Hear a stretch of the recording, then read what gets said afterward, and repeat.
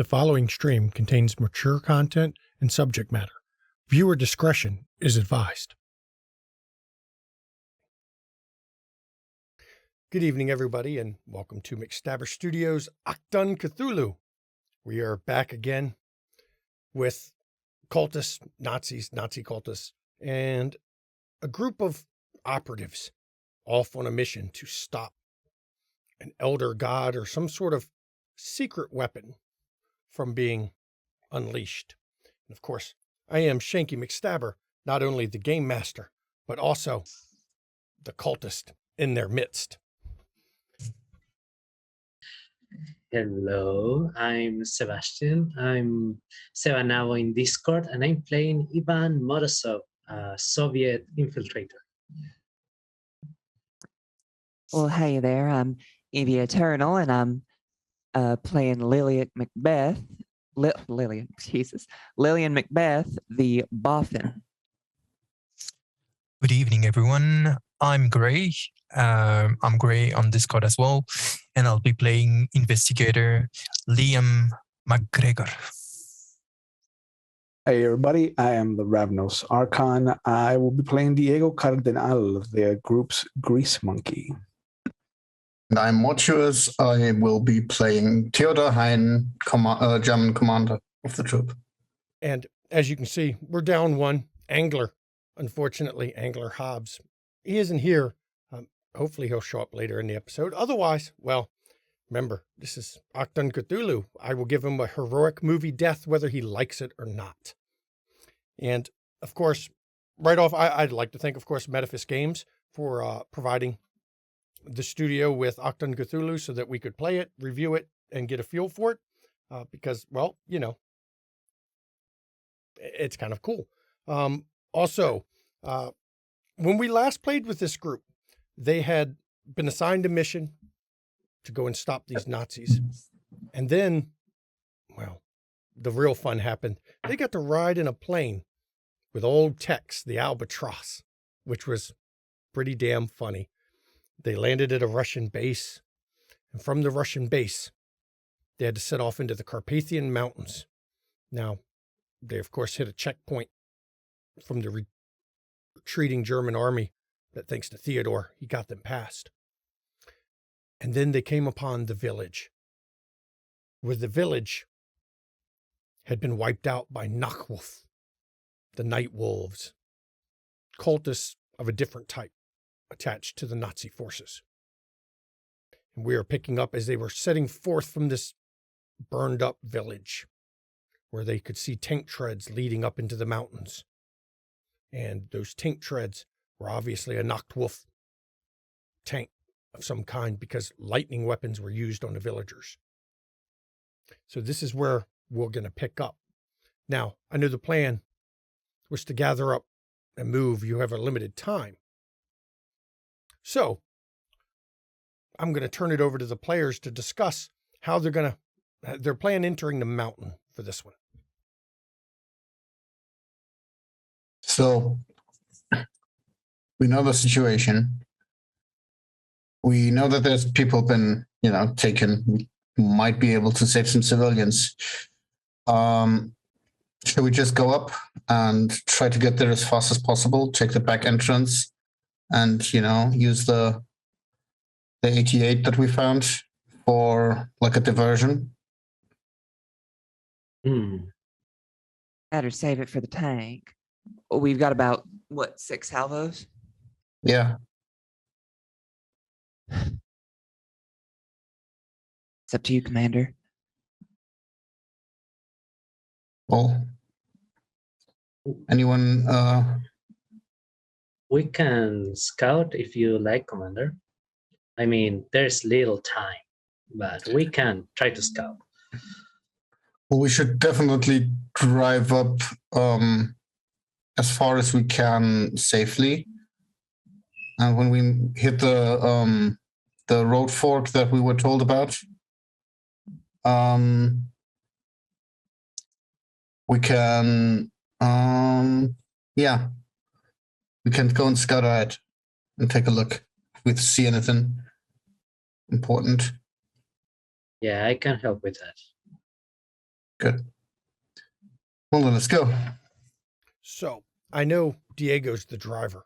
Who is riding up front with Diego? Okay, I will this time.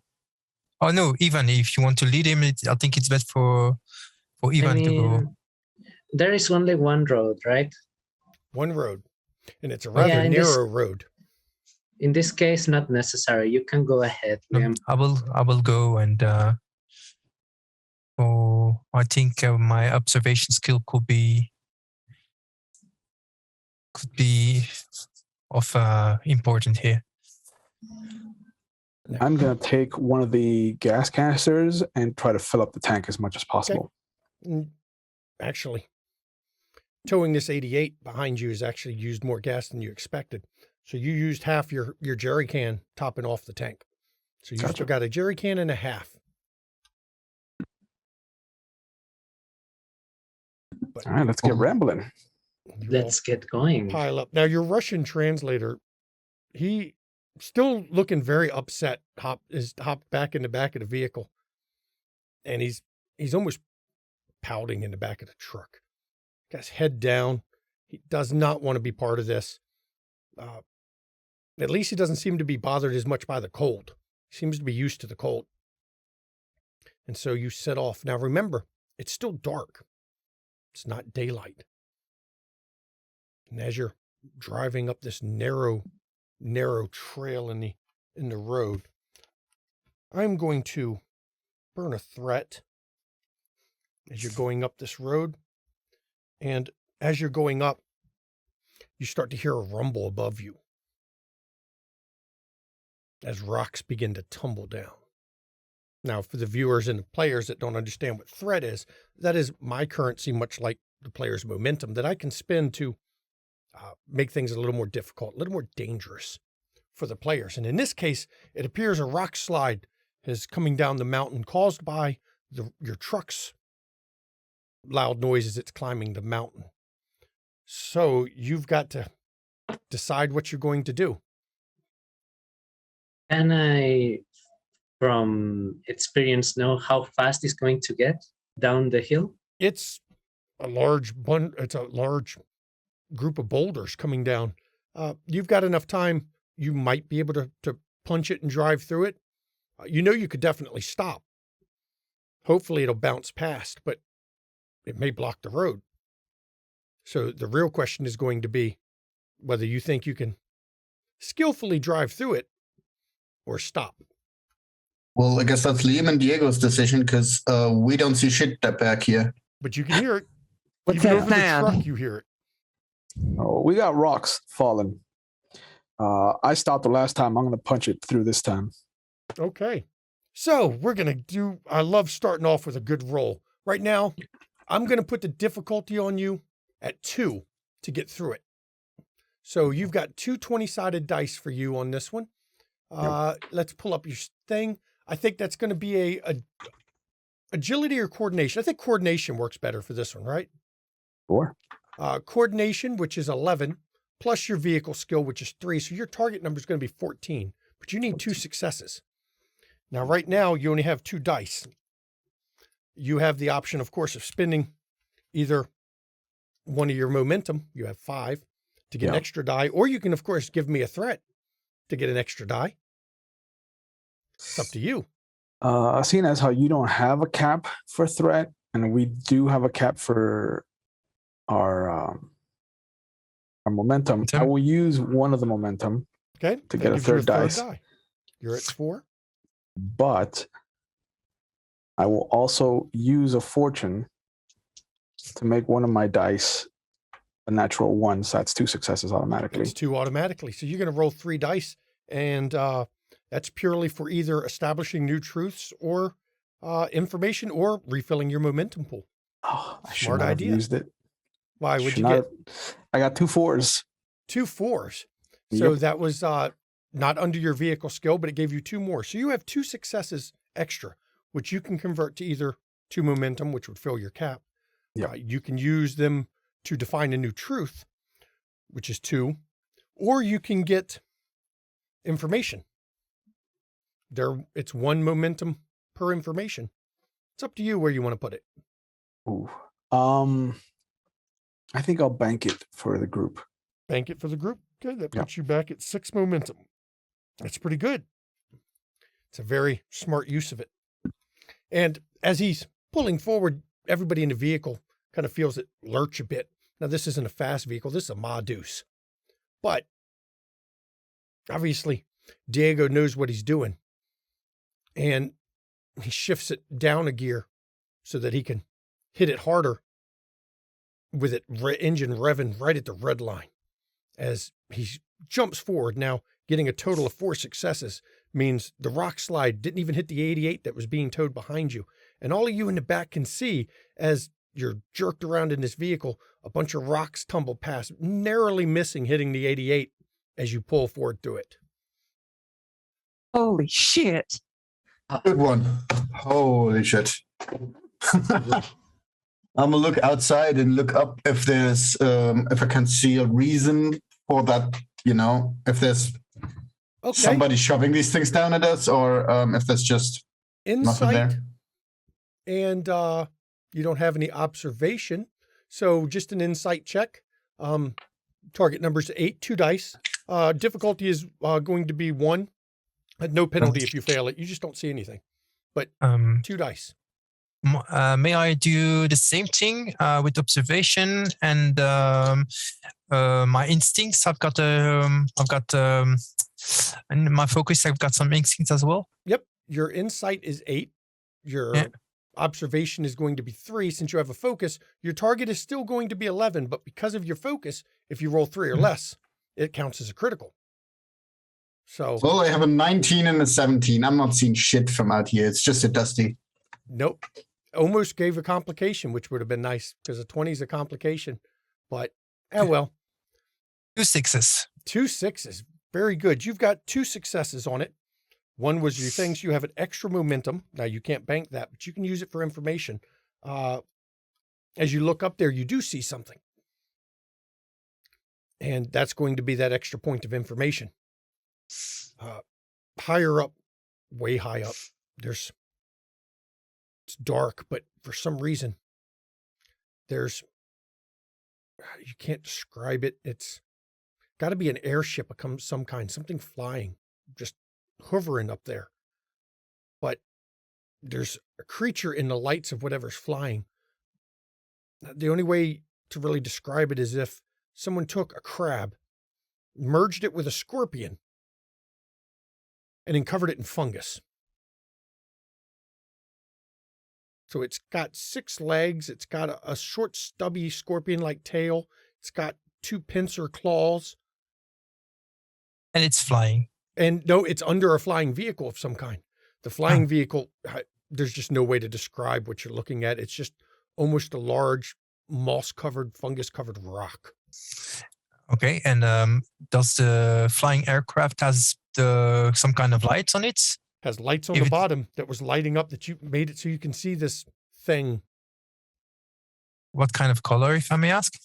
The lights are actually just a whitish, kind of almost a pure light. It's unlike any lights you've seen with the technology of the 1940s. Of course, a hovering ship of some kind isn't exactly something you've ever seen either. Fungus blimp would be odd. Yeah. Diego, wait up. If you can you stop for a minute? Yeah, sure. And once we're clear of the rock slide, I'll definitely pull off and just stop. And I'll show you with my hands. Do you see what I see? Once it's pointed out, of course, yes. Anyone who wants to look, and when he starts saying, "Do you see what I see?" all of you can see it. But where did you stop? There's a dirigible. Who's a what now? There is some flying. There is some kind of aircraft. But there is something attached to the aircraft. Something like a strange creature or something. Yeah. That's a weapon that they were talking about. I don't know. It's like some kind of animal. I don't know, but I've never seen an animal this large before. What in God's green earth is that? These weirdos making some kind of nonsensical devil thing up there. I'm pulling the. I'm calling to the commander. Sorry, commander. Nachtwolf. Are they waiting at where we are going, or do you know something? What does Blue Water told you about it? Are they waiting for us? Are they at this crossing? Or but see, if we're going to continue with this truck, they're going to hear us, and from a mile away. I know. I'm going to remind all the players real quick. You know from what Blue Water said and what you saw before, normally the Nachtwolf, there's a blue glow. And there's no blue glow associated with that thing flying in the sky. And just to be clear, it's going to the aircraft is just standing in standby, or it's going to the place we are going? It's just hovering right above where that creature appears to have caused a bunch of boulders to tumble at you. Oh, the creature is level, earth level. It was down there shoving rocks off to start the landslide, apparently, is what it looks like from your point of view. Do we have binoculars? Yes, we do. Let me check that. Or you know what? Liam, you've got the sharp eyes. And I'll give you my binoculars over. Theodore hands you a set of binoculars. Now, it may be night, but the lights are pretty bright. When you get a zoomed in good look, this is definitely a crab scorpion creature that's moving around at the top, but it seems to be covered in some spots with metal plates. It is a creature you've never even heard of, but it's definitely, you can see it's pushing another boulder towards the edge. Now, it's not pushing the boulder forward in it. It looks like it's the same spot the last boulder fell down at. Almost like it wasn't trying to hit you, but had some other plan that it was shoving this boulder. And looking at the ship, it's definitely a ship. There's multiple lights pointing down, though it's fungus covered almost like a rock. It's not making any noise. It's just hovering there, lighting up the area while this creature works. Further down from us, there is anything like the rock passes? Nope. Through us and then down? No? No. Okay. It leads into a giant valley down below because you're going up in a rock face. It's, cliffs, drop-offs, crags. This is the only way up. Only way up, though, yes. They're digging themselves in. We're not going to be able to get out there. Commander, I don't want to disturb you, but I'm going to try to describe what I'm seeing. I'm seeing a big creature looking like a crab, half scorpion, and it's a mix between a crab and a scorpion. I've never seen something like that, but it's huge. Can you show me? Yeah. And I'll take a look and verify because... Your estimate, the shoulders on this thing, probably 9-10 feet from the ground. I mean, it is just gigantic. And the boulders it's pushing definitely are not something that any one human could move. We certainly need to get further, except if we are trying to shoot that thing so it doesn't doesn't destroy the path up here. But the moment we start shooting, they're gonna yeet their tank up here, and that's not something I want, particularly on where we are right now. I'm assuming that we are having like a rock, a wall on the one side and the cliff on the other. Yep. So that's not a place where you want to be fighting a true front sort of situation. So I just say, let's just keep going. and at least for a while, until we find the crossroads or the place to look down on the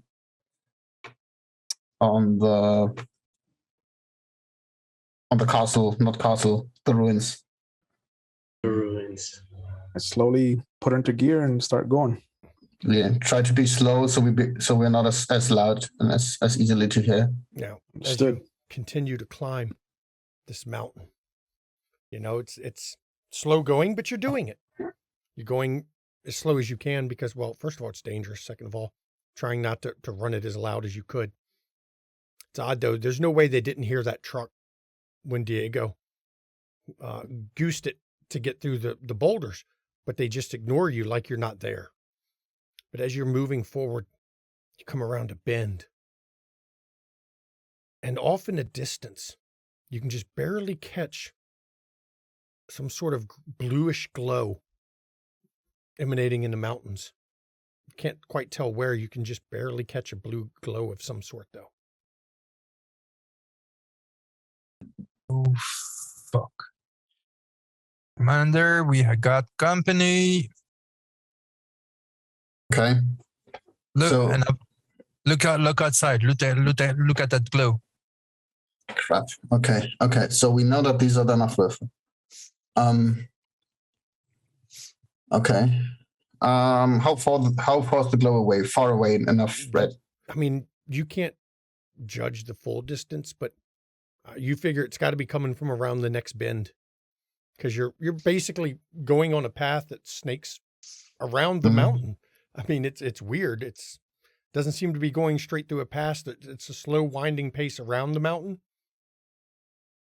But Okay. you figure the next bend must be where it's emanating from.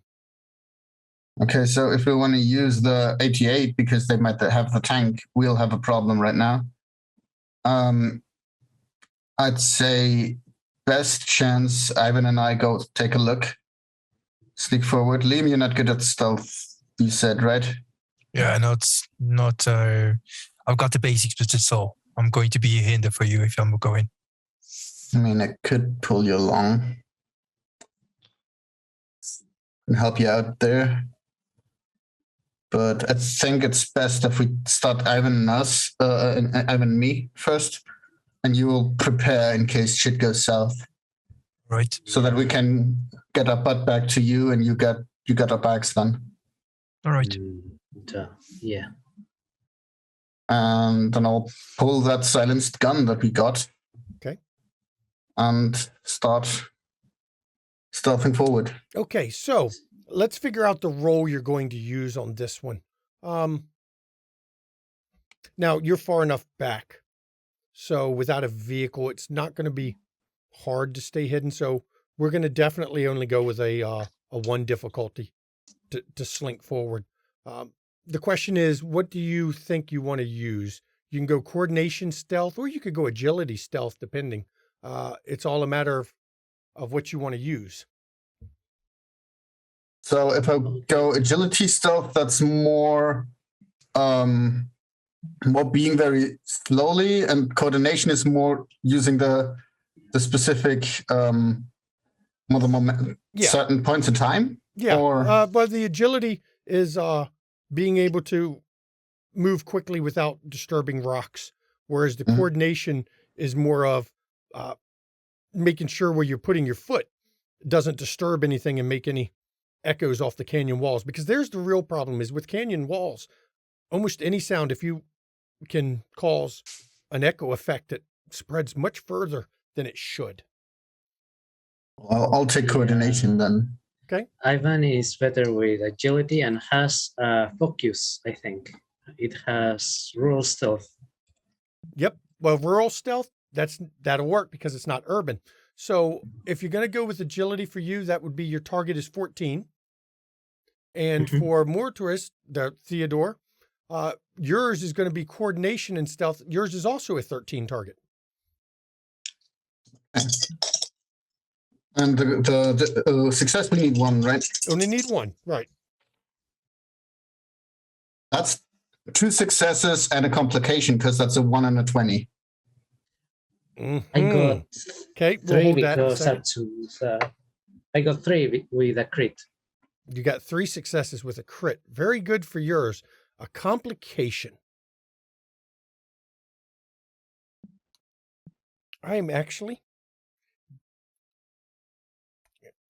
going to take that complication and use it to establish a truth. And the truth is a negative truth. As you're moving forward, an odd fog bank starts to roll in. Very odd fog bank. Definitely doesn't appear to be natural.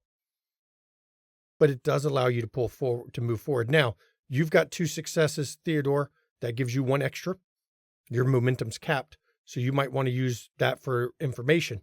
For you, Ivan, you said you had 3 successes, so you've got 2 extra as well for momentum that you can use to establish a new truth.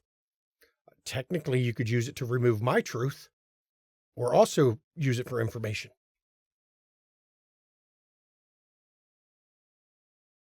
I would say the new truth could be that this fog bank has a weird quality of not making sight too hard.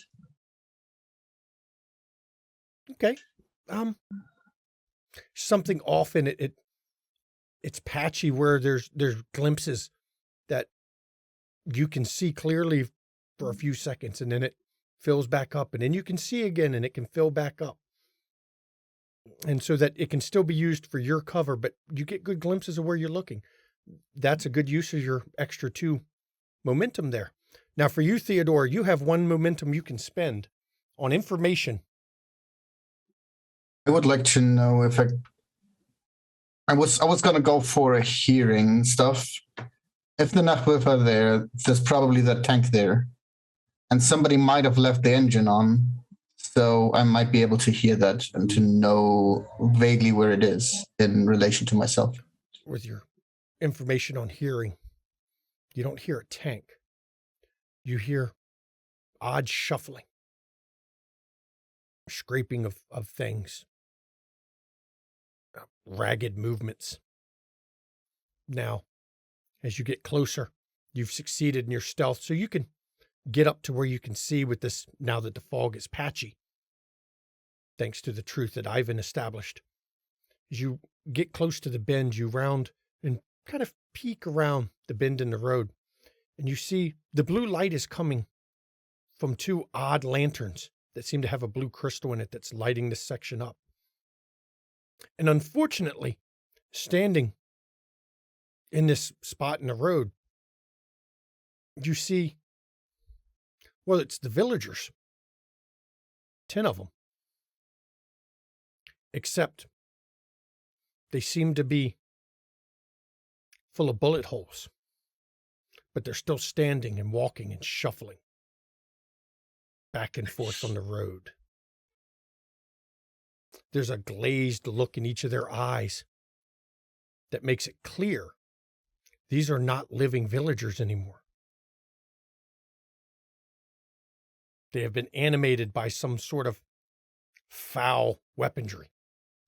And now they are guarding this section of road. I'd whisper to Ivan, I don't think that, just ambushing them and shooting them is going to do us any good, looking at those bullet holes in those bodies. I whisper back, we could rather go through them, honestly. Yeah, well, we're not going to get the truck through there if we can pass them by on foot, but how do we get the truck by without them noticing? Or I think we have to choose when we're getting noticed, because if we can't use the air gun, then we're in a bit of trouble. Mm-hmm. So, are these zombies armed? No. No. Their hands are kind of twisted into claws of some type, but they're not armed. Yeah, I think it's time to go in a little louder and have have our friend Diego just run him over. Yeah. And Ivan kind of just nods, like Diego will love it. Yeah. We could pull up one of the planks on the side of the truck and fix it in front of it so it shoves them off the cliff as we pass them by. That's a great idea. Rigging up a plow. That idea I like so much, Theodore. I'm giving you a bonus fortune. Bonus fortune. You get a fortune point for that.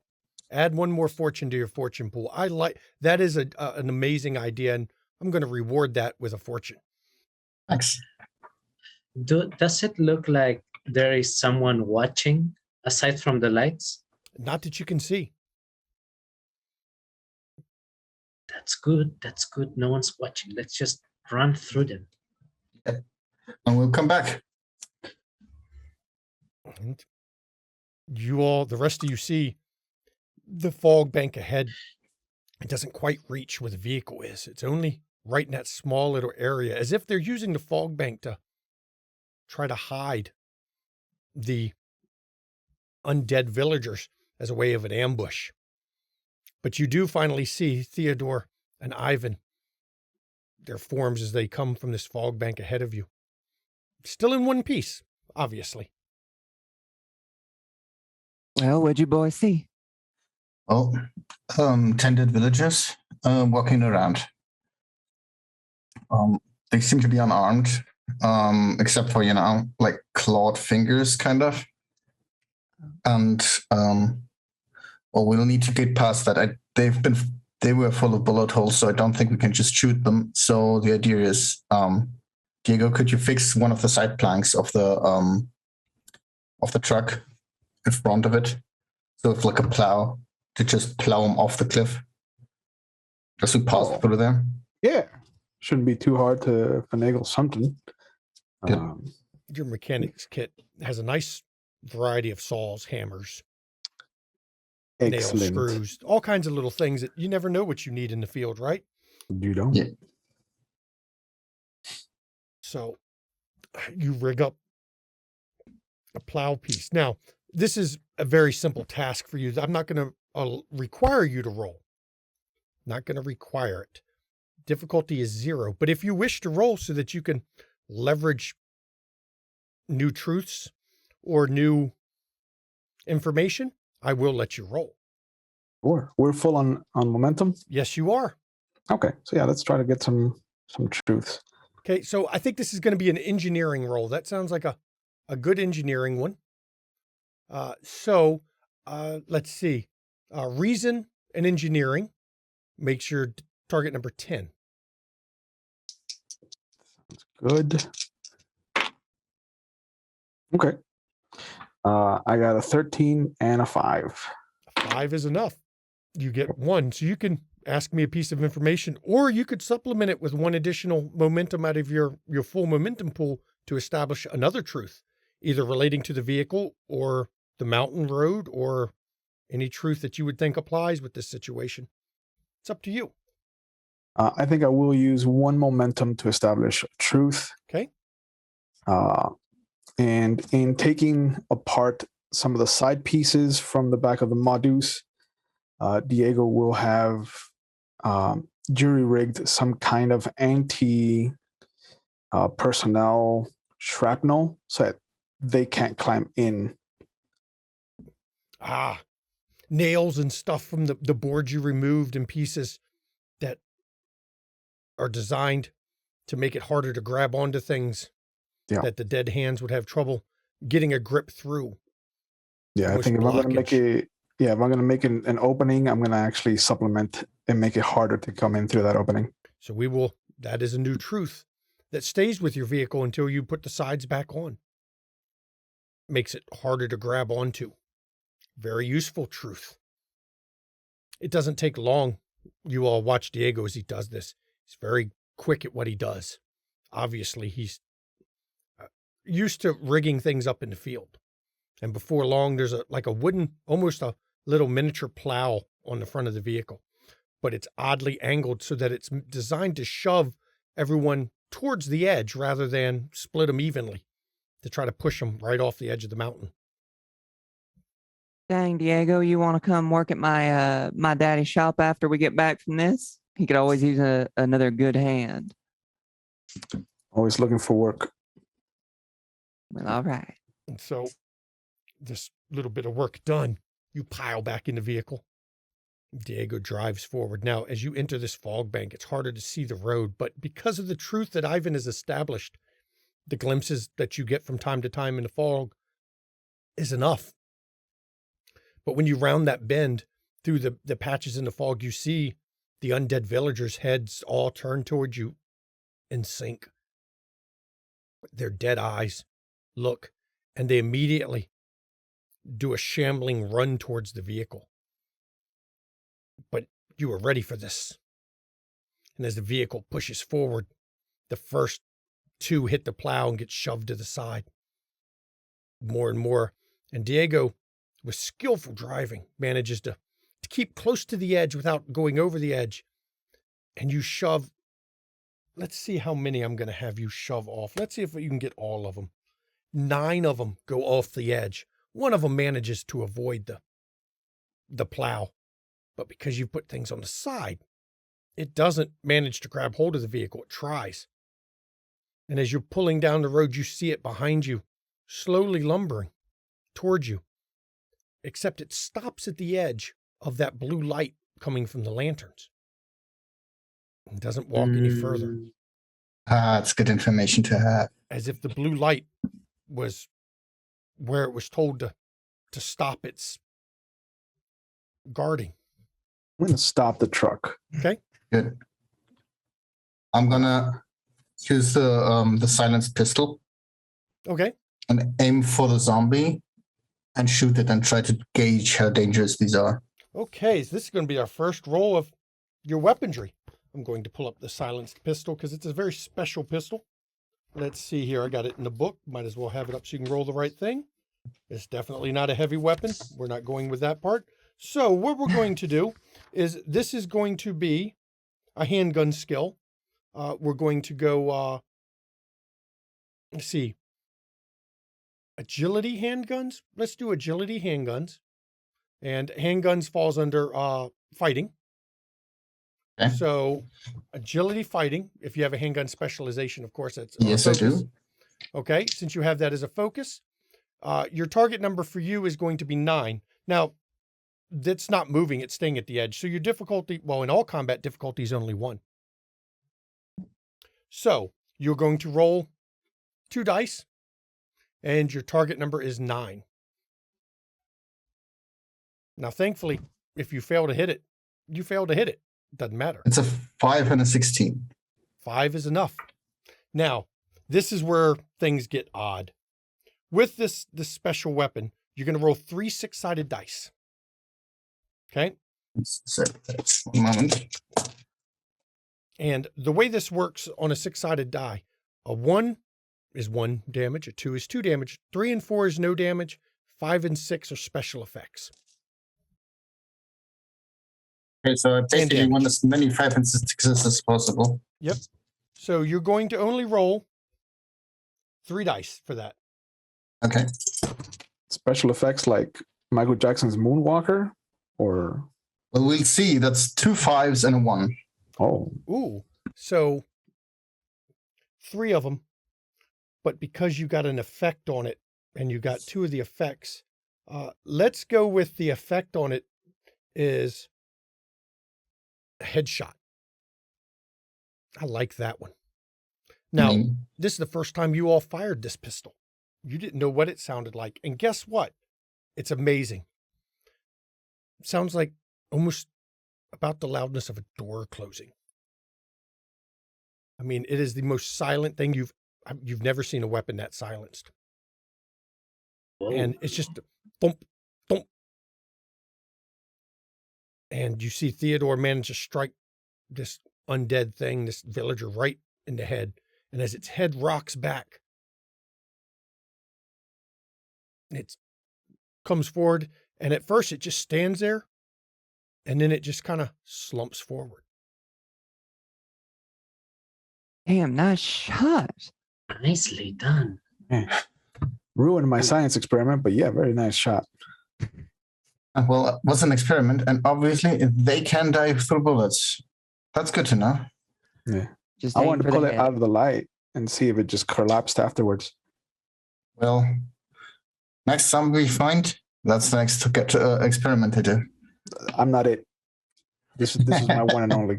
As this last, the only villager that was undead left, expires, the fog bank immediately starts to dissipate. One thing you see that you couldn't see from the fog bank, there's a small canister on the side of the road there. Looks like it's very similar to what you've seen mustard gas deployed with. They must have used some sort of a gas to do this, to turn them into undead. Jeez. Does this tell me something about my investigations I did in the past?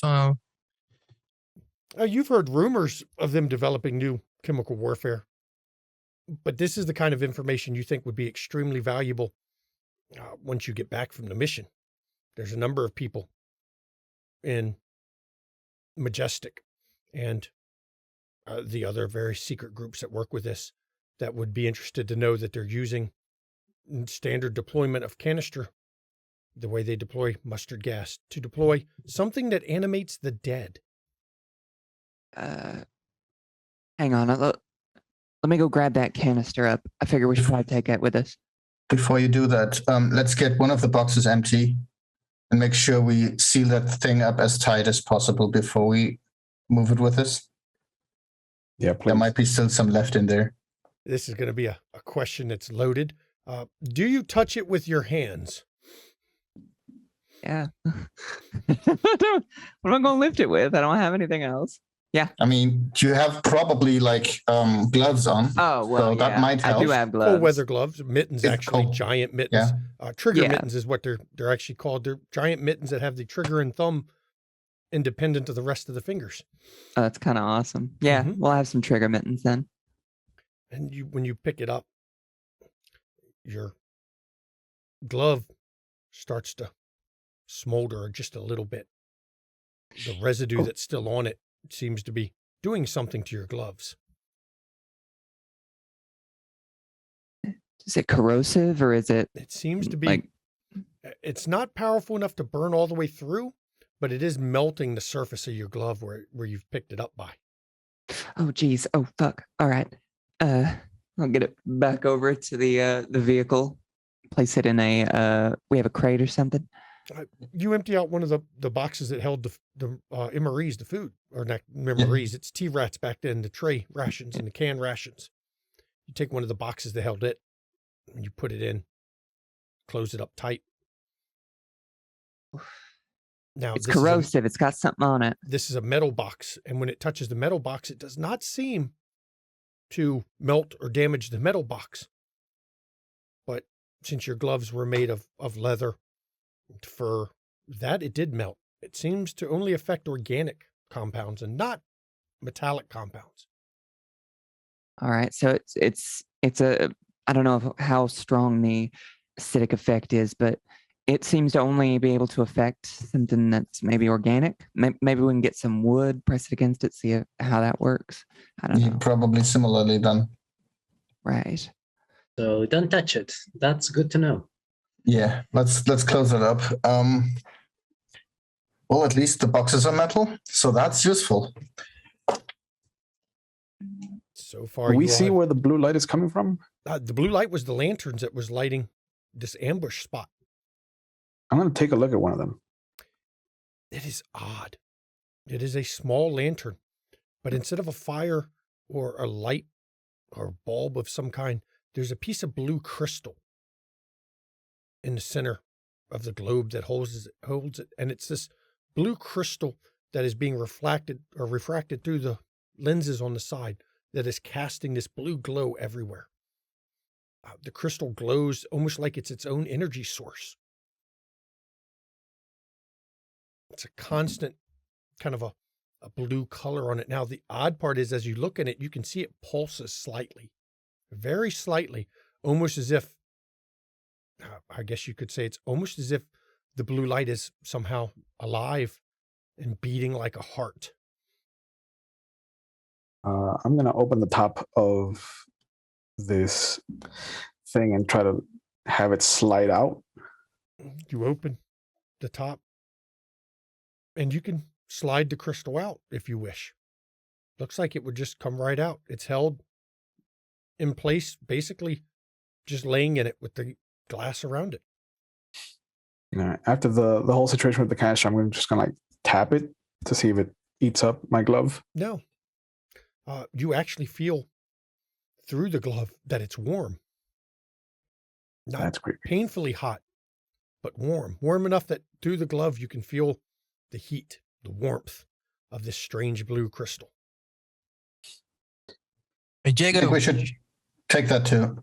Remember, there's 2 lanterns, so you can get another one if you wish. do you think we can use it, Diego? Well, maybe the experiment I wanted to run was to see if anything happened with the villager outside the light, to see if it still was animated. But it's warm, so it might be useful in that sense to us if we need to give up gloves to touch things that burn them. Do you think we can put it on the truck and pass like some one of them? That's an idea. A hood ornament. Yeah, get the two lanterns. I'll We get could the probably second bring them one. up in the headlights. Might be worth doing. Yeah. Yeah. You think we should send information about that stuff back? I mean, I have technically like a COVID communications device with us. Couldn't hurt, right? Can make sure that it's coded, and just write a quick report about what we found that the contacts did, probably, or the situation. Just vaguely describe the situation, on what we found, and that we took it with us in case we aren't back, that somebody else can come and get it. And yeah, just keep like and then put a cipher on the entire thing and then send it over. Well, because technology at the time, they don't do full encryption, but you do pull out your little code book that has a whole bunch of code words, code phrases, and using your code book, you put out a coded message, all in code.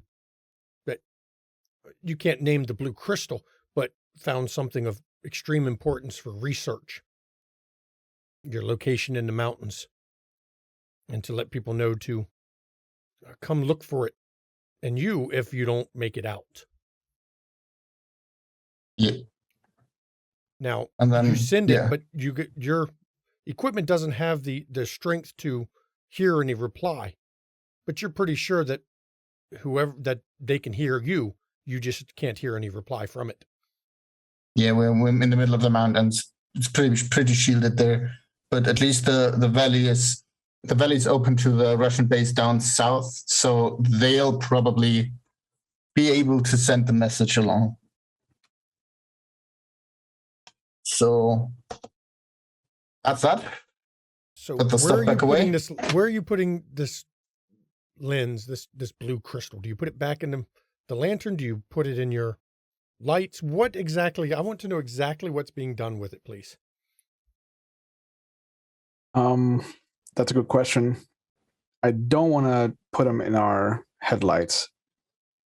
So I think I will kind of fashion the lanterns on either side of the front kind of windshield. So like on top of the rearview mirrors. the side mirrors, things like Okay. that, like hanging. Okay. You hang them off there. I need you to roll, just you. You're going to have to roll will and resilience, which means 2 dice. Your target number is 11. You only need 1 success.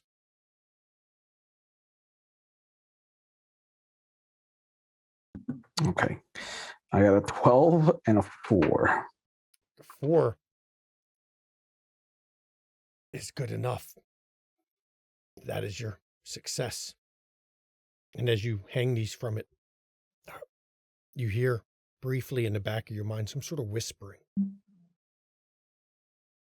But your own inner fortitude, your own resilience, your own sense of self pushes it out of your mind completely as you hang these from the 2 side mirrors. Before I start the truck, I'm going to be like, hey, make sure that you have a buddy when you deal with these lanterns. They're really creepy to me. All right. Good to know. Good. Good. All right, we're ready to kill some Nazis or something. Are we far away? You're still up the mountain. You've gone a bit. You've got a bit more to go from what was seen during the airdrop. You're pretty sure you have a bit more to go. But you know that somewhere up here there should be a turnoff that will lead to a spot that they may be camping. And you also know that somewhere up here should be a stream that might lead to a back way in as you head up this mountain. Now you have these bluish lights hanging, though your headlights also make it hard to see the blue when the headlights are on, at least. At least you don't have that full telltale glow and you're moving up this mountain. The vehicle's noise is echoing off the canyons. You twist and turn and twist until you finally, it looks as you're coming around a corner like there's a flattened out spot of the mountain where it's not as rough and jagged on this section. You're pretty sure if there's a turnoff, it should be somewhere up ahead soon because it's one of the only flat spots you've seen. Okay. Go ahead. So, would you mind holding here? We should probably drive a 4. I mean, it's getting flatter here, so we could probably get the 88 turned over, right up front, just in case that the I mean, if there's nothing, we can still do the entire thing backwards and keep driving, but turn the 88 over and be prepared that in case that the tank comes out of that side path or that we know is there, or that we can shoot it. Yes, Commander. All right, so we're gonna slam this thing in reverse and then have the 88 leading then. That's a good idea. That's a fun way to drive. That's a difficult way to drive. Can you do that? Won't know until I try it. But Now, I will give you the difficulty ahead of time. That's going to be a difficulty 3 if you decide to do it. Possibility. You. Other possibility. You got your job. You got your stuff. Can you put the towing part where you placed our snowplow? I'd rather keep the plow. But what we can do is shift these lanterns over to the 88, so it gives us some kind of Vision. view. Yeah. So That sounds like a plan. if you're going to do it, it's going to be coordination vehicles for you. Now, that's a 14 as a target number. Very nice. But you need 3 successes. Right now, you only have 2 dice. Yep. You want to add an extra die, that's 1 momentum. If you want to add another die to that one. If you want to roll 4 dice, the total is 3 momentum because the price of extra dice increases after each one. Yep. So if you want 4 dice, that's 3 momentum. I can give you a fortune to make sure that one's a 1. Oh, I have a born leader ability. I can give you one of my fortunes for that. Sure. Okay. Excellent. So yes, I'll use 1 momentum for an extra dice. Okay, so that puts you at the group at 4 momentum. Now, because Theodore used a fortune, you have 2 successes already. Yep. Now you only need 1 more on 3 dice. Target number is 14. 2 dice, because the fortune sets one of them at 1, doesn't it? Oh, yes, that is correct. Yep, 2 dice. Oh boy, 14. Oh my goodness. I rolled a 3 and a 9. 3 and a 9, 2 more. Very nice. Whoa. So that gives you 4 successes. You had 1 extra. You can either get a point of information or bank it to refill your pool back up to 5 for your momentum pool for the group. I am nothing but efficient. All of you are very impressed. You can't believe how well Diego is driving this Modiphius backwards on a curvy mountain road and somehow keeping the 88 exactly where he wants it in the road backwards as he's driving with these blue lights, almost as tail lights to kind of make it visible to see. And as you're moving up, you get to where the road splits.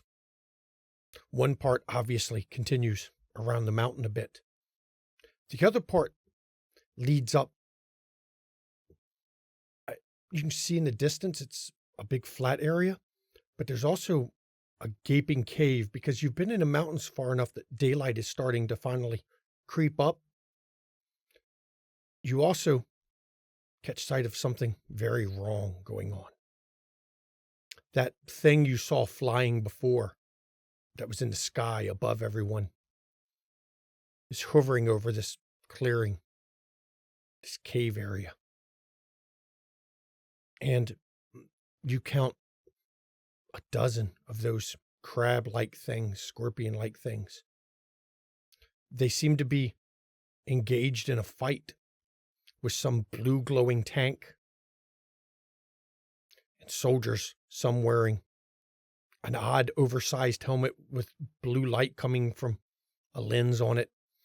Some of them seem to have armor that has blue light glowing from it, and they seem to be locked in combat. And while you hear those with the blue light, the Nachtwolf's weapons making noises, these crab-like creatures, some of them do have weapons of some kind, but you don't see anything coming from them. But every time they point this stubby-looking object at one of the people, it's almost like a humming noise. And sometimes you see a rock vibrate itself to death as it destroys the rock that someone's hiding behind. One guy you literally see, while you're standing there, get hit because you see him, his armor vibrate with such an intensity that the man screams and his armor just kind of almost explodes on him.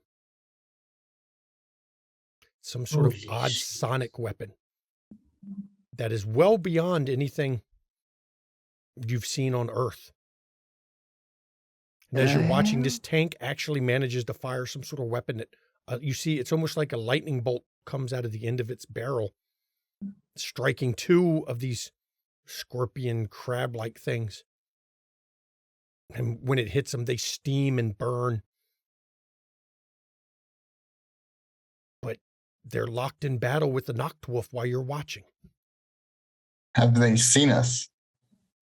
Are they seem reacting to be too us? busy fighting. Oh. I'm sorry. Keep going. Bye. That's a nice idea. Yeah, I'm gonna be like, we could do some serious damage here if that's a tank that we were warned about. We can wait, see who the victor is, and then just, we got a clear shot. We got 2 birds with 1 stone if we bring down that airship. Exactly. It's right over them, isn't it? And then if we bring down them airships, we got to get rid of them crab things too. They got that's some kind of sound weapon. Liam, do you know what you don't know what those crabs are? They're fighting the Nutwolf. Either they're part of the Black Sun guys, or they're another one. I see your investigator. Let's have your investigator roll. Since he's your investigator, you can roll insight and academia. Let's go with that. Your difficulty is only 1. Makes your target 11. And I'll even let you use your focus of occultism. So it's 11. 2 Use dice. your target with 2 dice. 6 and 7. Very nice. You've got 2 successes. You've got 1 extra. I'm going to let you know. You've only heard of an unconfirmed report of this. It seems there was a unit in Cambodia not too long ago that described in their after action report that his troop had gotten separated. And so they had tried to push through the desert or through the jungle. And when they came through the jungle, they came upon something described kind of like this, a crab-like creature. And whereas it almost was like a hive of them, there was an odd-shaped stone outcropping and outpoured dozens and dozens of these things. And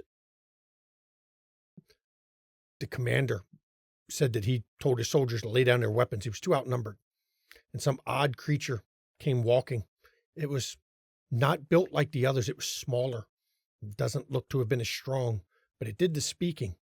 And it told him to be gone from the Migo hive. And his commander turned and fled rather than lose his troops.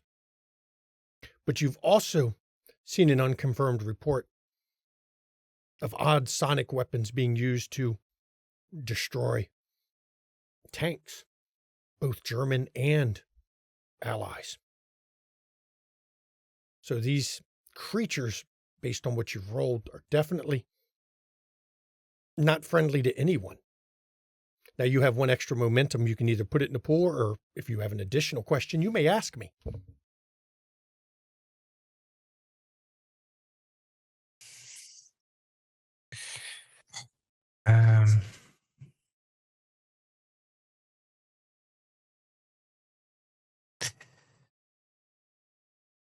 Does we have an idea of who is going to win this battle? That's a very good question. Right now, it does appear the Nachtwolf are winning. But if that's an airship over them, it's only a matter of time before more troops can be dropped out of it. Thing's too big to only have held a dozen warriors.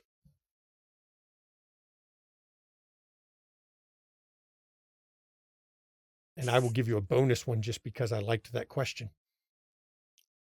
If there's any kind of weapons on this airship, why haven't they used it yet? They must be after something that they don't want to damage, which is why they're doing it without bombarding the place with this airship. Commander, I think the Nachtwolf is after something. You see the aircraft there? I think it can do serious damage, and they haven't done it yet. So they are after something. That airship is Migo airship for sure. That is not a Nachtwolf. That is a Migo airship. That is a fungus scorpion creature's ship. And what? So I didn't understand. I think what was the weapon? Migo must be after something from the Nachtwolf, or they would just use the ship to blow the Nachtwolf out of this existence. You could drop a rock from that ship and do massive damage to the tank, just the sheer weight. So they're basically worried about So if they want to keep that thing in peace, so what you're saying is these are Migo. Yeah, the report I read is the creatures are named Migo, and they don't have sights. They are not friendly to anyone. So, but they are after something. I don't know what.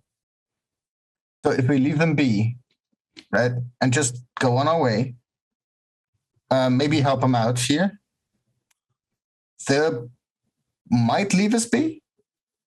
Or if we say we intervene on their side, are they going to attack us afterwards? They let a whole troop go. A whole troop. They just asked the troop to go away, to leave the Migo alone, and they went away. So yeah, I think if we just leave them be, even if we don't ruin their plan, I think they'll leave us. So, but shooting the tank might ruin the plan. Well, I don't know.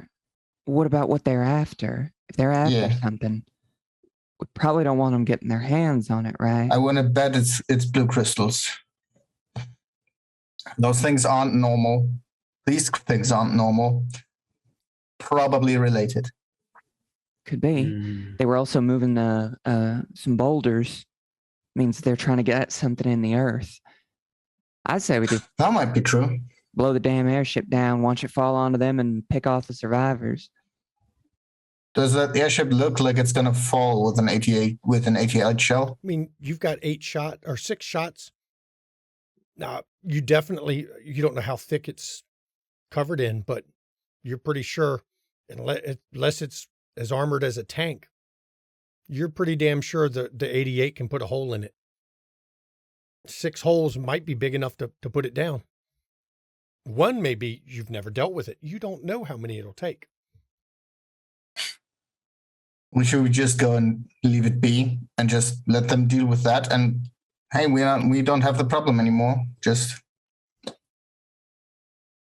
We just need to deal with whatever's in the ruin.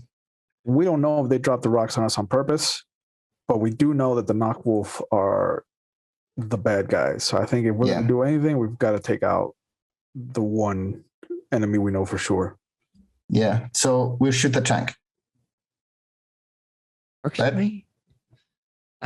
Though, what if the Migo are like working with the Black Sun? We haven't really seen much from them. Yeah, that's the reason that I'm asking around. We still need to look for the stream. We have a lot to do yet. Should we stop? As you're talking, you do see more creatures come out of the bottom of this flying ship. They're not using parachutes, they're not using ropes. They literally drop out, but they don't fall at a rate that they should. They fall much slower than you would expect. Well, they look like they've got that covered. And us not intervening there seems to be fine. Maybe. Hopefully, if that's not where our objective is. That's the question, right? Are there elevated terrain around here? This clearing is a flat spot on the mountain, but there's crags above it. The peak continues up above it. Now, as you're looking closely, I like that you asked that cave opening.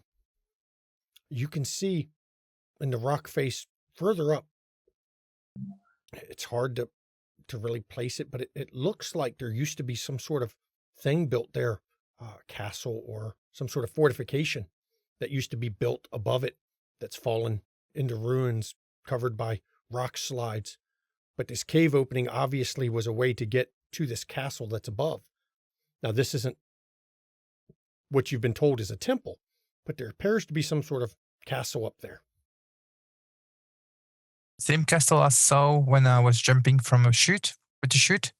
Yeah, this is not what you saw jumping from the chute. You saw an obvious temple type entrance.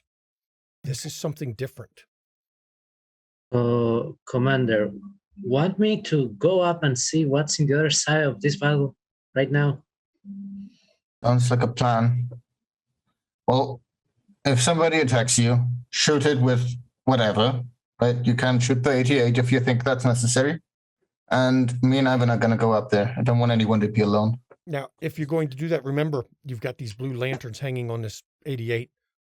It's only a matter of time before you're noticed with his 88 parked in the road. Right. Fucking Right now, they're too Wolf busy signal. fighting. But that could change. We should probably take those off, Diego. What do you think? Yeah, I mean, They we mu- can shroud them if anything. if the Migo are surviving, they might take us for Noctwolf. the Nachtwolf. Yeah. Yeah, I turn off the headlights and I go and grab some extra cloth and just try to cover up the torches to see if they It's the very lanterns. easy. When you cover them, the blue light doesn't come out from it. You had to put a little makeshift drawstring bag on the bottom. Yeah. To keep the light from spilling out of the bottom, but you cover them up. And as I said, dawn is coming, but it's not bright enough to really give you away because of the shadow of the mountain as the dawn's coming through. You're quite well hidden. But since the commander and Ivan have decided to slink up the mountain to try to get a better view on everything, I'm going to let you all roll. This is pure agility for this one. Agility athletics. Now, I know, Ivan, you have a climbing specialty, Yes. so it's very easy for you. Also Oh. truth. Professional At least I don't climber. skip on my sports. The professional climber part for you makes it 0 difficulty because of your personal truth. For Theodore, your difficulty is, of course, 1. It's not hard to climb. It's not pure rock face because of the leveled area. So finding boulders to move through and to work your way there. So for you, it is agility, though. Your target number is only 8 for the commander. Now, you can choose not to climb it and just let your professional climber, who automatically succeeds, but if he decides to roll for just for the momentum parts, his target number is 15 because of his professional climber. I can't spend momentum after I've rolled, right? No, you can't. Okay. Now, you can spend a fortune to give yourself 2 successes, though. You're always allowed to do that. That's true. That's true. So that would be a 16 and a 19,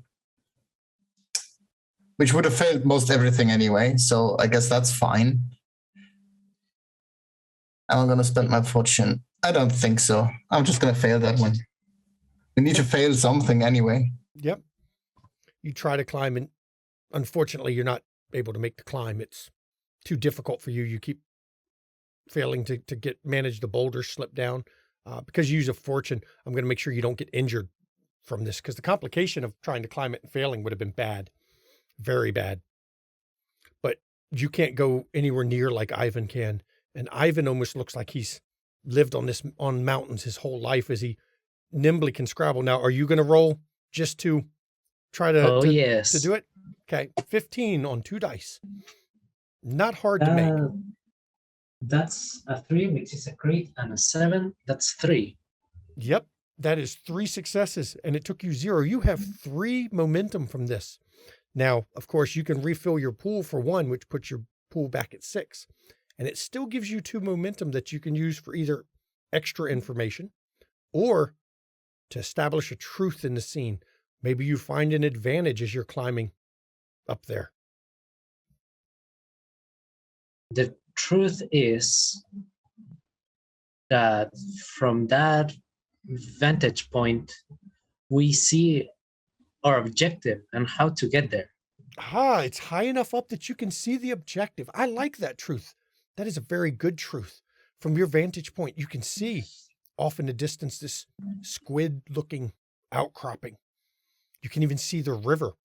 It's not even a river. It's more of a stream that runs just before it, as it's carved a channel, not just through the mountains, but there's a spot in the road where you can see where it's carved a small channel through the road. Not big enough to stop you, but you can tell that's where it flows. But down in the valley at that area, you can actually see where the sun happens to be hitting just right, that there is an opening of some sort with columns, strange markings, troops standing out front of it. guarding some sort of entry into this mountain.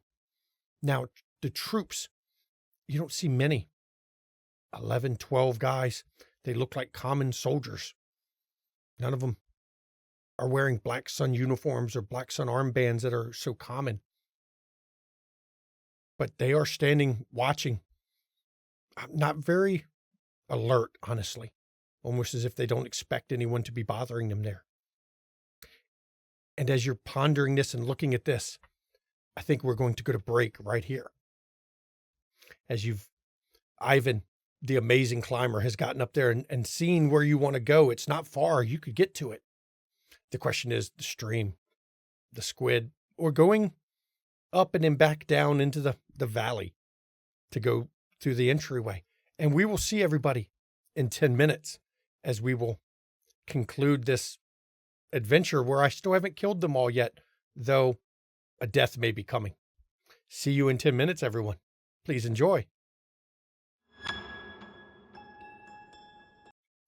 Welcome back. This group of operatives was planning during the break about how they plan to get in there.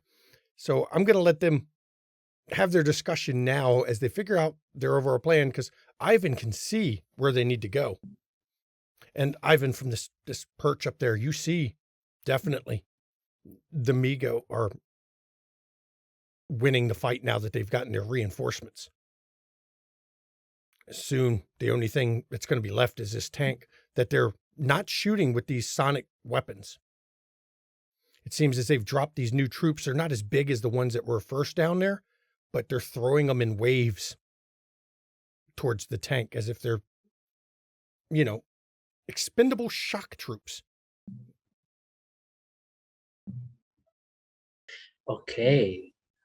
Ivan is going to see that, acknowledge it, and immediately go back to report, oh boy, I have hot bread news. Okay, and you easily work your way back to the group as they're sitting here with the 88 ready to shoot just in case, but waiting to see when Ivan returns. Okay. Ivan's back. Commander, listen up. We have little time. The Migo are destroying them. I see the entrance is through this road. There are 11 Black Sun soldiers, or normal soldiers, I guess. I can't tell them apart, but they look normal in the entrance of the ruins. We just have to go through the road. And also the river is crossing the road, and we know there is a back entrance. So that's the information I've saw, and the Migo are winning right now. What do we do? Okay. So my thought is we drive up and hitch the 88 to the back of the truck, and just drive the 88 off of the cliff a little bit, so we can aim downwards. Then aim for the entrance area, and when everyone's close to, so if somebody's close enough, bad luck, and destroy the entrance so they can't leave with whatever they're doing in there.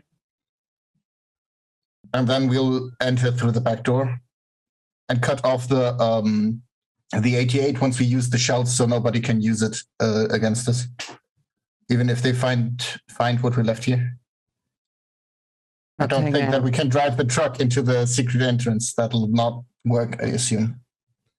No way. We're not just gonna give them hell at the front entrance. I feel like we'd be wasting a lot of time if we take the time to destroy the front entrance and then climb all the way down to this secret entrance. I mean, the thought is more to make sure that the entrance is destroyed before we shoot at the foot troops, right? So that we make sure that they can't leave out there. But if we shoot at the troops, right, the entrance stays open. Oh, I can just, if we're worried about the entrance, I can just use explosives. I mean, we might need them later. We don't know what's in there. True. Also true. And we can't take the flag in there. I said probably would. We also don't know what they have in there to begin with, so we might be able to scrounge something up from what they have inside. Also true. Supplies are probably, I mean, this black sun. They're not exactly under equipped, right? We could enter, and our friend here knows how to make booms. So when she puts the explosives there, they are like cover. So if they try to run, we make the entrance boom, and then we go out through the back door. You could do that too, I like that one. I guess. Well, that one it is. Your explosives have range, right? You don't have to like be there. As long as I can drop the wire. Yeah, we're good. Okay, let's drive up there. So now you can, since you're at this fork, you can turn the vehicle around and actually drive the vehicle forward up the road to make it a bit easier to keep the flat gun under control. And as everybody loads back up and you pull forward, the Russian in the back, why we stop? Sorry, we were discussing battle plans. How are you doing? It doesn't look like we're going to be doing a ton of talking. What's all that? Machine guns. You're not getting shot at? That was different. You know what? We weren't involved in that. If Nazis keep fighting each other, that's fine with me. And there's a incredulous look on it. He cannot believe that all this gunfire and none's hit the vehicle, none's hit you all, and you all just casually load back up in this Ma Deuce. And then it starts rolling, and he is just staring at each of you, trying to figure out what the hell is going on, because he didn't get out of the back of the vehicle. That's not what he signed on for this one. And as you roll ahead on this road, you do come to a spot it looks like with a stream. It must not have been flowing long, this back door kind of thing. It's not a deep channel cut through the road. It's just a bit of a speed bump for a Ma Deuce, those big tires. But you can see where it cuts right across. And just up ahead is this, it does look like a squid. It's the oddest fucking thing. If you didn't know any better, it looked like it was carved and not a natural formation of some kind. But it's got a flat spot to each side. So you pull up. Now you're going to back this flat gun. I'm not going to make you roll for that. Pretty easy to do. Put it partway down the mountain so it's pointing down. Now, what are you actually aiming at? Are you aiming at the entrance, the guys, the columns that seem to be holding the entrance up? Lillian, I think. Hell yeah. Weren't you the one that learned specifically how to shoot it? Yeah, this is your ballpark. This is where I'm going. All right, so I'll be shooting it. Since we're not collecting the entrance until afterwards with the explosives, I believe I'll be aiming at the gentlemen who were between us and the entrance. Okay. Now, this is a heavy weapon. So it's going to be your fighting, but it's also your coordination for sure. Let's go with coordination fighting. As in all combat, your difficulty is only going to be 1. So your target is 12. With 2 dice. Now, if you'd like to buy some extra, you can. But you only need 1 success on a difficulty 12 with 2 dice. I'll spend 1 momentum on it just in case. Okay. So that puts the group at 5 momentum. So you get 3 dice. All right. Let's go. 11, 9, and 2. But 2s, I don't have a specialization for firearms or heavy weapons. You still get 3 successes, though. Hell 1 to hit, yeah. you have 2 left over. You could use that to define a truth if you want. It's up to you. Something that may give you an advantage when you go in there, you could use. But the flak round itself, there's this loud boom. I mean, you'll hear, the whole mountain probably hears it. And this thing rocks, jams the Ma Deuce a bit. But it holds somehow to the trailer hitch. And where there was a dozen guards, there's now, as the smoke clears, fine red paste. There's not enough left to call them body chunks because, I mean, this is a flat gun. It throws shrapnel everywhere. It turned 12 German soldiers into mist. Shit, you see that? Oh, didn't look. But you Grab have the next two, gun, reload. she has 2 extras that she can use right now. If she wants to make a truth, get information, you could put 1 back in your pool and get information, or, maybe you have a good truth.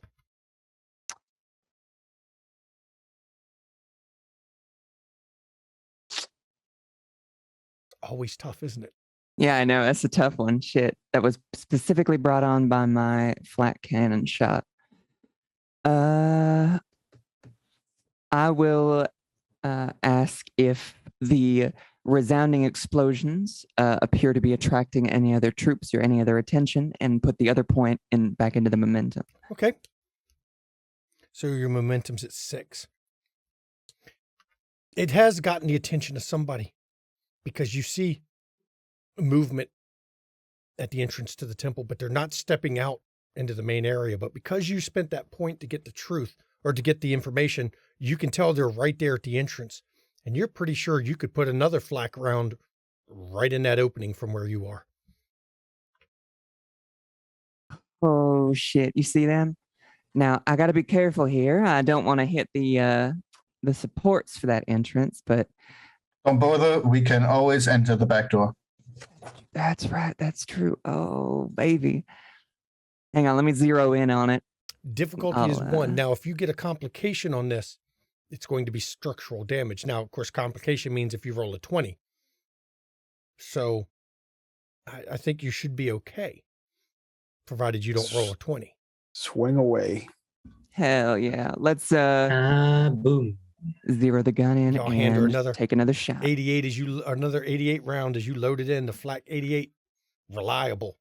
That's why, because you had that reliable truth, that's why hung off the back of this Modiphius pointed down the mountain. It's not designed to shoot that way, but it holds up. It doesn't stop firing. It's the reliable truth works out for you on this one. And you fire another round. Go ahead and you got 2 dice. You're going to buy another one with this one? Yeah, we'll throw another momentum on there. Okay, so you're back to 5 and you have 3 dice. Difficulty is 1. Let's go. We got a 2, an 18, and a 5. That's 2 more. You all watch with expert precision as she puts an 88 round. You see it go right into the dark spot of the opening. And there's a boom and smoke. And as the smoke clears, once again, you see the mist pattern has expanded outside the entrance of this place as more people were turned into chunks of salsa. Oh, does someone order haggis? And you have 1 more extra momentum you could put back in your pool or use it for information. We'll put it back in the pool. You all are I don't think I'm going to be able to 6 get again. much. You all are holding your momentum, huh?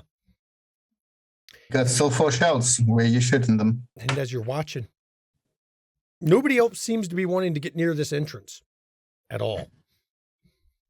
I think they've Maybe learned a we taught them lesson. not to get too close to that entrance, but that takes care of them troops and maybe a few that were inside as well.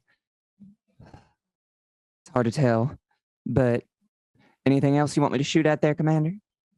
I'm gonna take a look over the area. Are there like windows, There's something 3 like that? trucks, German troop transport trucks that are just parked there that apparently were holding the people. But that's it. No tanks, no heavy equipment. Looks like they just drove up in these 3 trucks into the mountains. All 3 of the German half tracks. I'm gonna slide down a bit of the gun to take out the wrappings that we did on the lanterns and make it look like the Noctwolf had turned on the Black Sun. Oh, And then climb back up. so now there's a glowing 88 blue glow That's good. permeating Okay, from it. we're not going to be able to use the 88 afterwards, so we can just shoot these things. Should we? Quick question. Should we keep one of the half tracks? We could get out of the terrain way better than with a normal truck. These things are really good in the heavy terrain. Or should we just destroy them? We can maybe keep 'Cause- one intact but it also does add a vector for them to escape. Yeah, that's true. But if I rig yeah, with explosive, make them just destroy them. Destroy them. We can use the Medusa to get down, and the Medusa is already up here. So why the hell would we take it down there? Yeah. I mean, if we leave get- one, it does become bait to kind of attract them to come out. also true. True. But we're not going to stay up here, so we're not going to be able to shoot at them. And we'll have to cut the 88 afterwards anyway, because we don't want them to be able to shoot at us if they have still spare ammunition lying around somewhere. True. I mean, I want to remind everyone that there's a freaking ritual happening. Right. How about Sorry. just shoot everything that you can see that looks vaguely German, and then it's fine. Oh, my favorite. Right away. Please don't shoot me. I'm not shooting you, The other Commander. shots. I understand you're one of the good ones or whatever. All right, one of the good Nazis. The other Let's shots just are yeah. easy to do. We're not going to have you roll for those. You still got 4 rounds left. You can easily put 188 round in each of those tracks if you wish, or half tracks, blowing them into, well, tiny little pieces, because they're not designed to take an 88 to the half track. That's just not what they're built to do. And you blow them to pieces as well. You have 1 shell left, though. The question is, what do you wish to do with it? We think, Commander, we hold on to that last shell, or are we ditching the 88?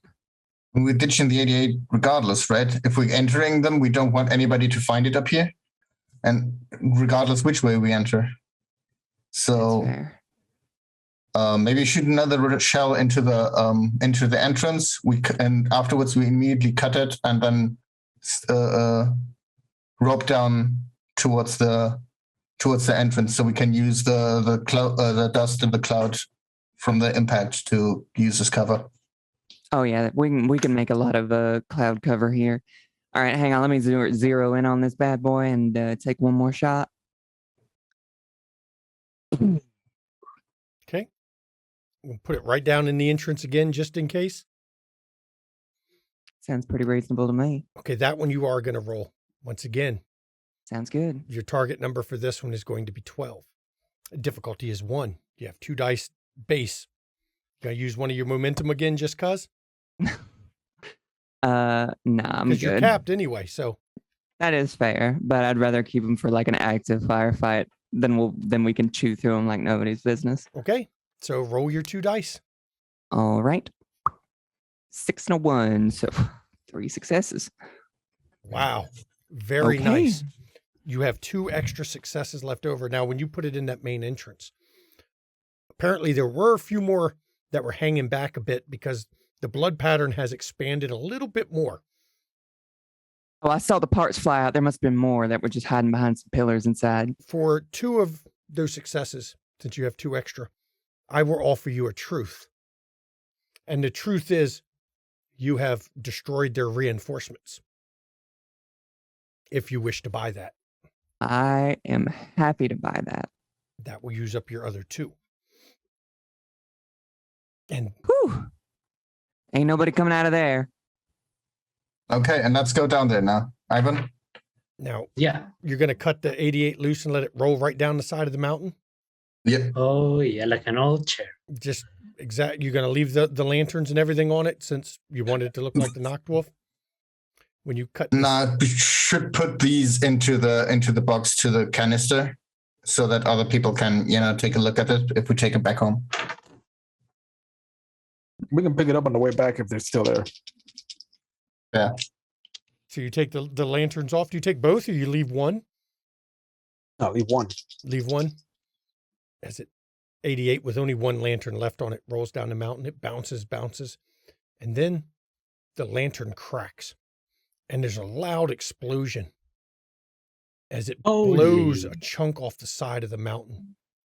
Holy The force shit. contained in that little tiny crystal is unbelievable as it blows a cliff face into the mountain, causing a sheer drop onto a pile of rubble down below. Now, it doesn't block the temple entrance or anything, but you have just created what is essentially a flat surface on the side of the mountain.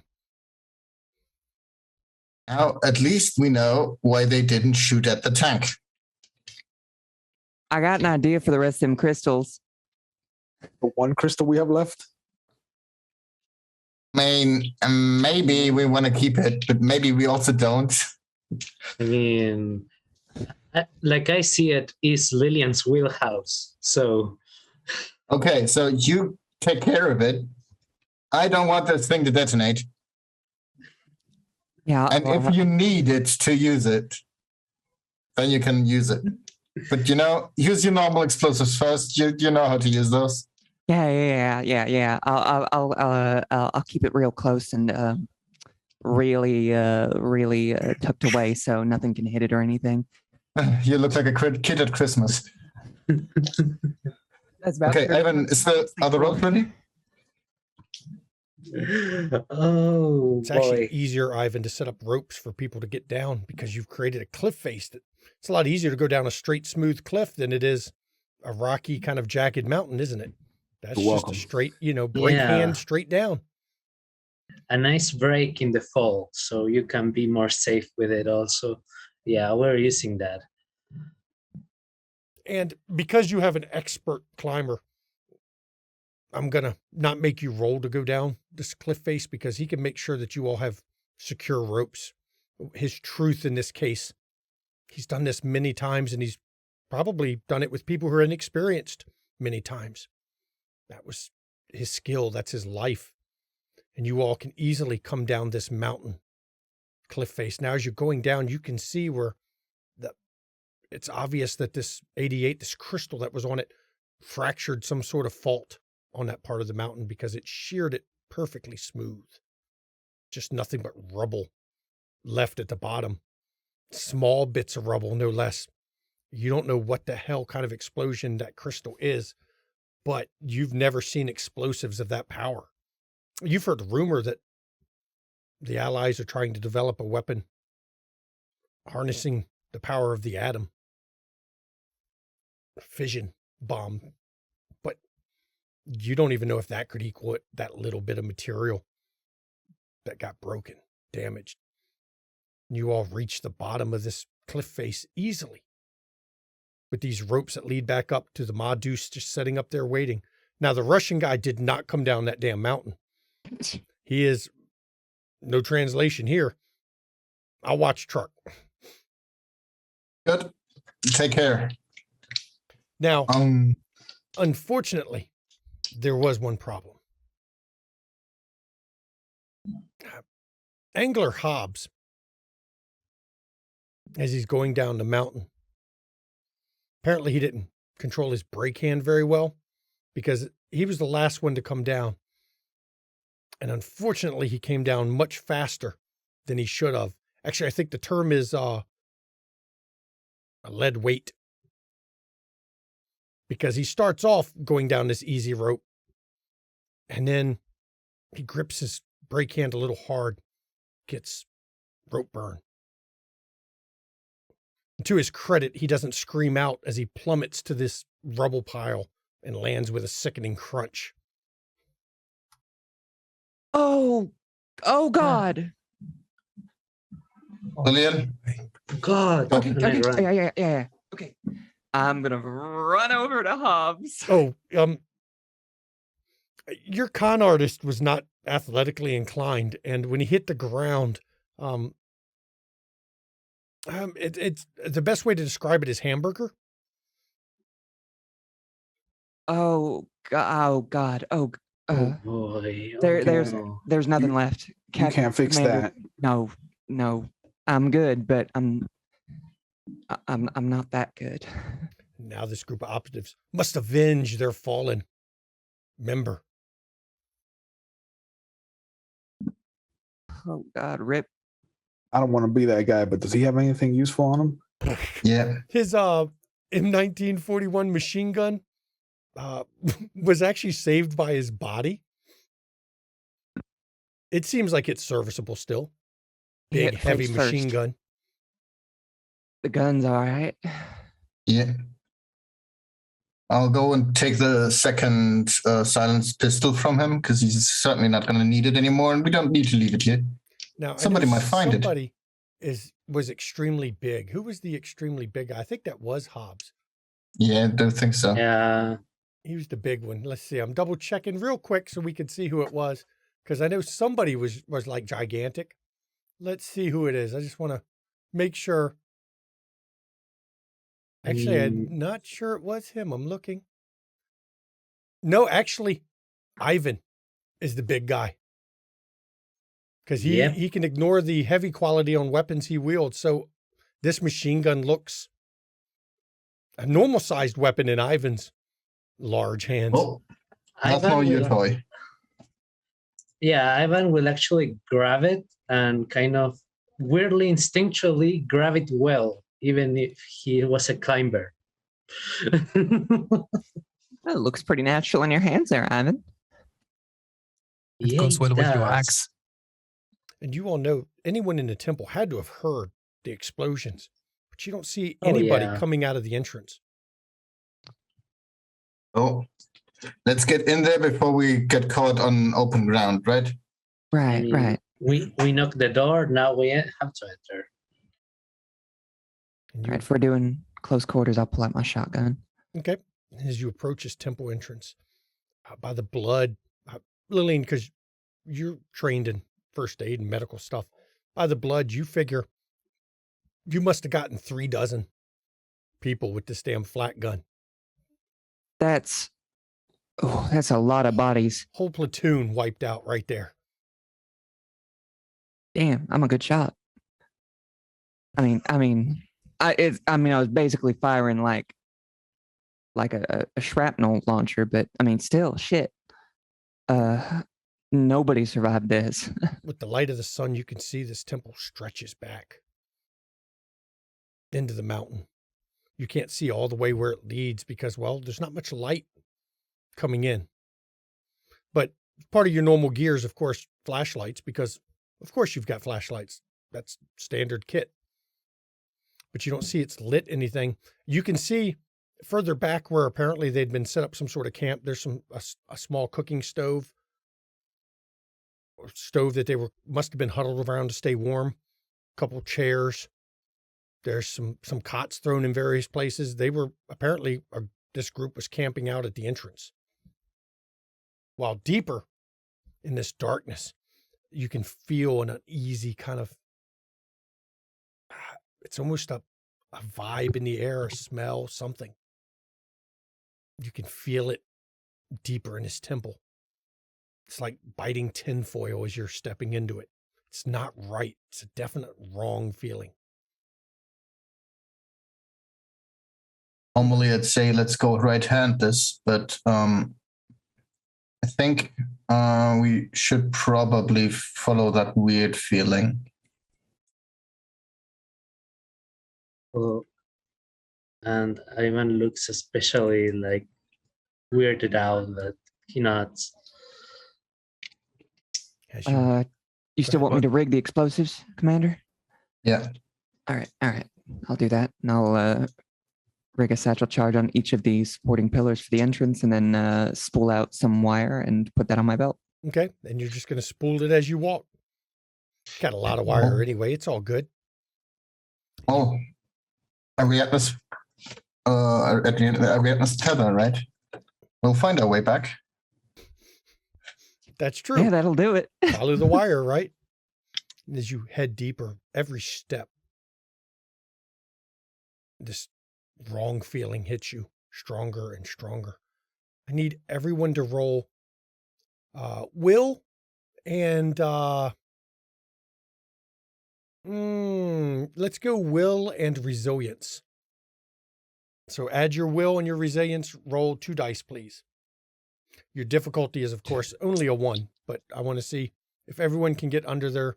If anyone does not get any successes, let me know. Does my fortitude specialty count this? For this one, no. Oh, okay. 1 and 2.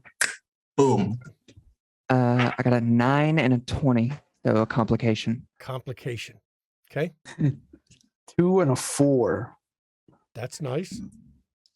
So 2 and a succeeded. 17. We good? You're good for you.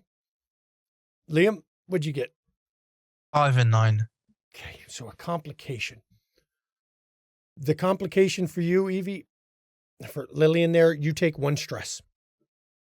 The mental toll on you, you can feel it, fatigue, it's starting to wear on you as you're going in. Take 1 stress damage. I don't Theodore, like for this place. yours, because you rolled so well, you managed to shrug this off. It doesn't affect you anymore. You just kind of harden yourself, and somehow it almost feels like it eases from you, from your sheer determination to resist what you're feeling. But you move deeper in, and as you go deeper, you begin to hear a thrumming noise, and the thrumming becomes chanting in a low tone. You can't make out the words, but it's almost as if many voices are saying something in a language that human voices were never meant to sing. And as you move in closer, you can see in the distance the light of some sort of room. Do you turn off your flashlight so that you're not visible as you're creeping closer? Yeah, and I'd say Ivan and me can go first again, and the rest of it engages when we started, so we get a surprise on them. And as you get closer and closer, you come to, you see it where it opens up ahead. And this big opening up ahead, there's a pool in the center of the room. The pool is full of blood and floating bodies. Looks like a good number of villagers. You estimate 20 plus bodies floating in this pool that was used to make the pool. And standing in the middle is a man who's wearing a black mask over his face in an all black robe with an armband showing the black sun. You've heard of these, never seen one, but you've heard of them. This is one of their canons, they're called. This is their sorcerer, one of their summoners. And surrounding him in this pool, there's 8 cultists at even distances all around him, staring at the ceiling, singing this song of summoning of some kind that does not sound right. It's a combination of words that should not be said, movements. But in front of them is something else. It is 3 creatures stand there. They are, instead of a head, it's like a giant tongue that sticks straight up. Arms that are tentacled masses. Legs, tentacled little stumps. Creatures of horror stand in front of you. And everyone takes 1 stress damage immediately from just the sight of these abominations that should not be, as they're standing between you and this altar. Now, they don't seem to have noticed you yet because you've, coming from the dark tunnel, you've managed to get closer to see them. So you have a chance to make your battle plan as this sorcerer is chanting, and you can feel this is where the wrongness is coming from, because there's an area above this sorcerer that is shimmering a bit, almost like the spot of reality there is weakening. The ritual is coming close to being completed. But you have your chance now to make your plans as you figure a way to get through these 3 abominations, servants of the elder gods, to reach the sorcerer and his cultists. So they're standing in the way between us and that room. Yes, they stand right at the entrance to the room. All the explosions apparently caused them to summon these creatures to guard the entrance to the actual room of the ritual, where the pool is. Okay, There is 1 big summoner, right? 1 like big priest. Yep. Right in the middle of this pool, standing almost hip deep in blood.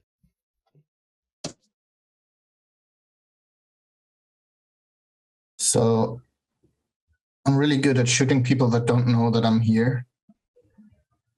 So I'd try to shoot the summoner in between them, right?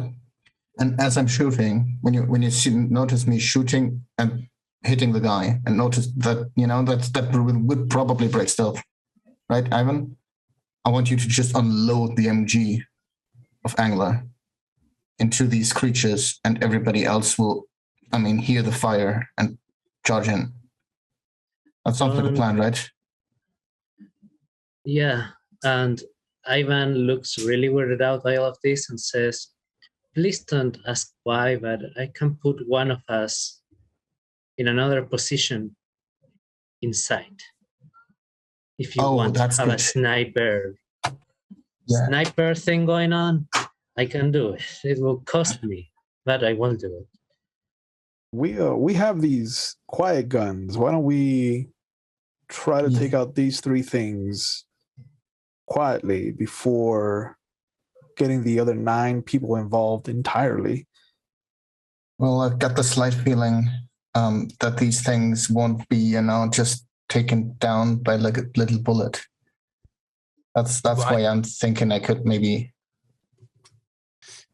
Game Master, do I know these creatures?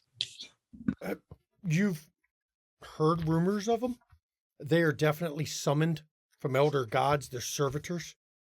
Mm-hmm. They are horrible in combat. Can do both physical and mental attacks. Okay.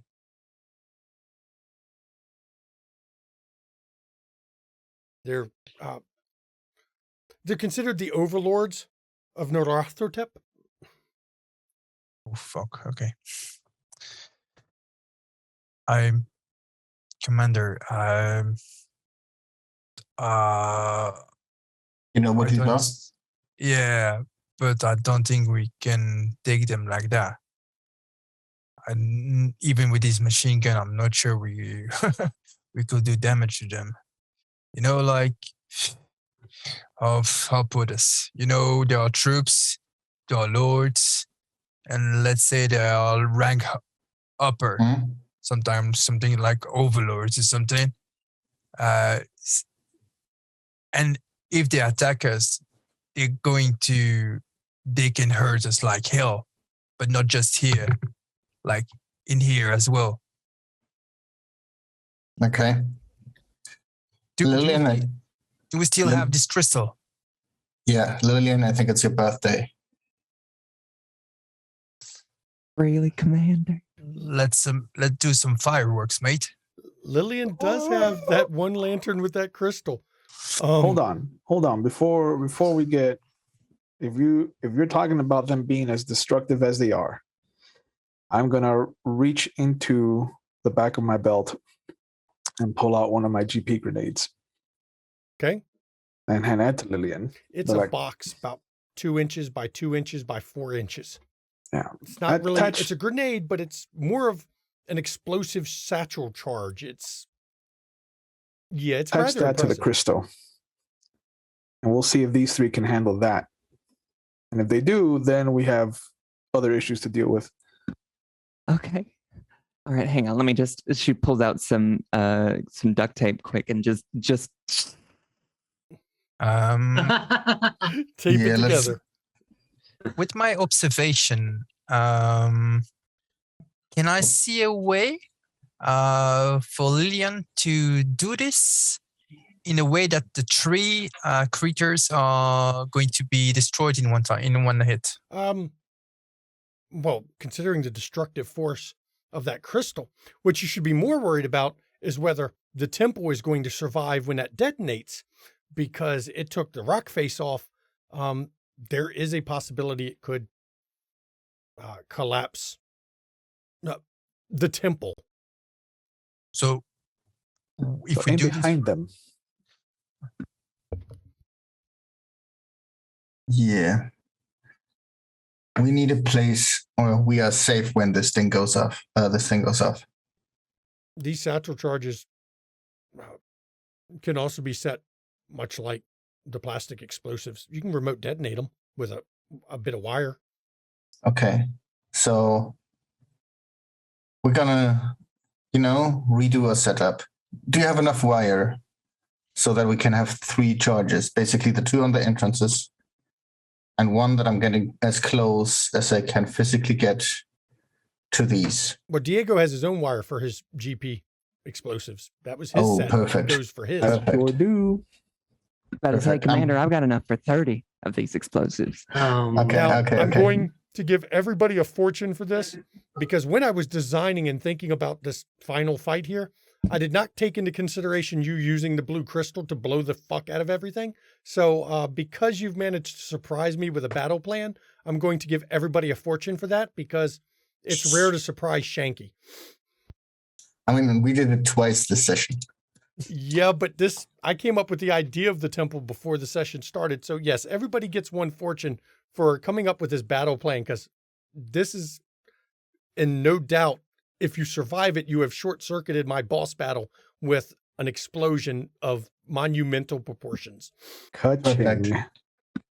I'm gonna sneak with this thing as close as physically possible towards these creatures. And I want to feed the wire. Yeah. I would like to sneak behind the commander at close range mechanically. Okay. I'd rather have the others already out so that if they have to blow the thing up because they attack me, Let's go coordination stealth then.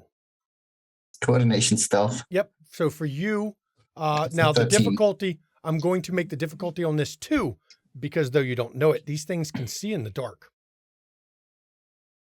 So the difficulty, by the rules, I have to always tell you the difficulty before you roll. So your difficulty is going to be 2. For you, yes, your target is 13 for the commander. And for Ivan, yours is, let's see, 9 plus 3, 12 for Ivan. So right now you have 2 dice. You've got to get under a 12 or 13, but you do have 6 momentum left, or you could burn the fortune you just gained to get 2 automatic successes. Yeah, I'm going to buy a fortune, an additional die. Can we use the fortune point to get the 2 successes even after we rolled? Nope, you have to declare that beforehand. So I will put 1 on a 1 then. Okay. Yeah, I will do the same. I will use a fortune and then a momentum. Okay, so your group is at 4 momentum, but you automatically, both of you have 2 successes, and you still get to roll 2 dice because you both bought an additional die. So the target is 13 for Theodore and 12 for Ivan. I have faith in you. You got 2 crits, Theodore? Wow. Whoa. This is ridiculous. So, That's Oh my 4 total for me then. 4 for Ivan, 6 for Theodore. Now your difficulty was 2. Ivan, you have 2 extra successes that you can use for momentum or truths. And Theodore, you have 4 extra that you could use to replace momentum or do truths. Now you got to think about the truths. You snuck close. The truths could be related to your sneaking, could be related to your explosives. It could even be related to how close you can get to them. Maybe a truth is there's a rock that lets you put the explosive rather close to them.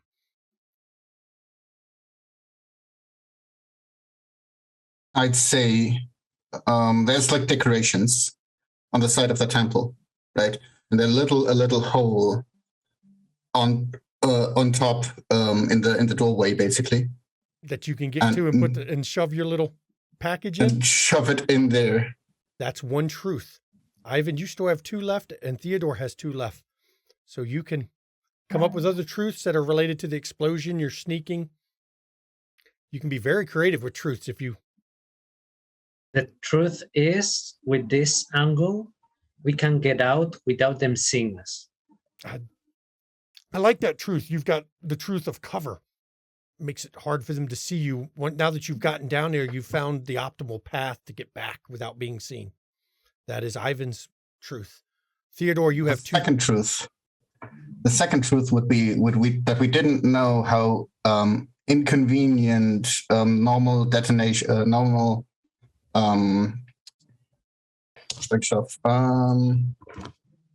the the satchel charges, how they potent exponentially more dangerous combined with a blue crystal than a blue crystal alone, and therefore getting themselves more and more destructive. So you've managed a truth of the explosion's reaction is going to be a lot more harmonic and create an even bigger explosion than we would have assumed. The sum of the explosion is bigger than the parts. Yeah. I like that. We'll go with that truth too. That's very cinematic. That there's More something boom. unexpected and the explosion's a harmonic of biblical proportions as you detonate these. Just blow apart the entire mountain. And it's not long before you see Theodore and Ivan come back, and they're grinning as they come back because apparently they think they've managed to set it in an amazing spot. And these creatures haven't moved from the entrance. They don't know what death waits them as Ivan and Theodore come back, with Diego having a wire stretching towards these guys and Lillian having a wire stretching towards the entrance. So what is the group doing now? Well, I don't know how big the boom's going to be. So let's go get some cover behind the wrecked German half tracks. Yeah, that sounds like a good idea from the destructive capability I saw this.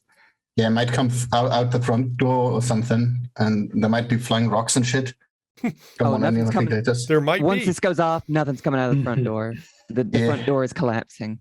I don't know how much mountain's gonna be left after this. We're gonna find out.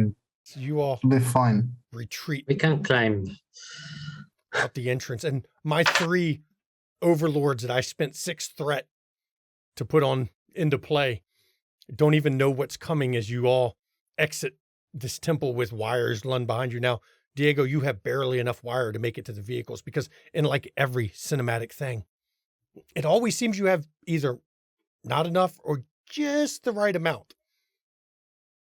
And as you all are gathered, hiding behind these wreckage of half tracks, wires every which way, what are you detonating first?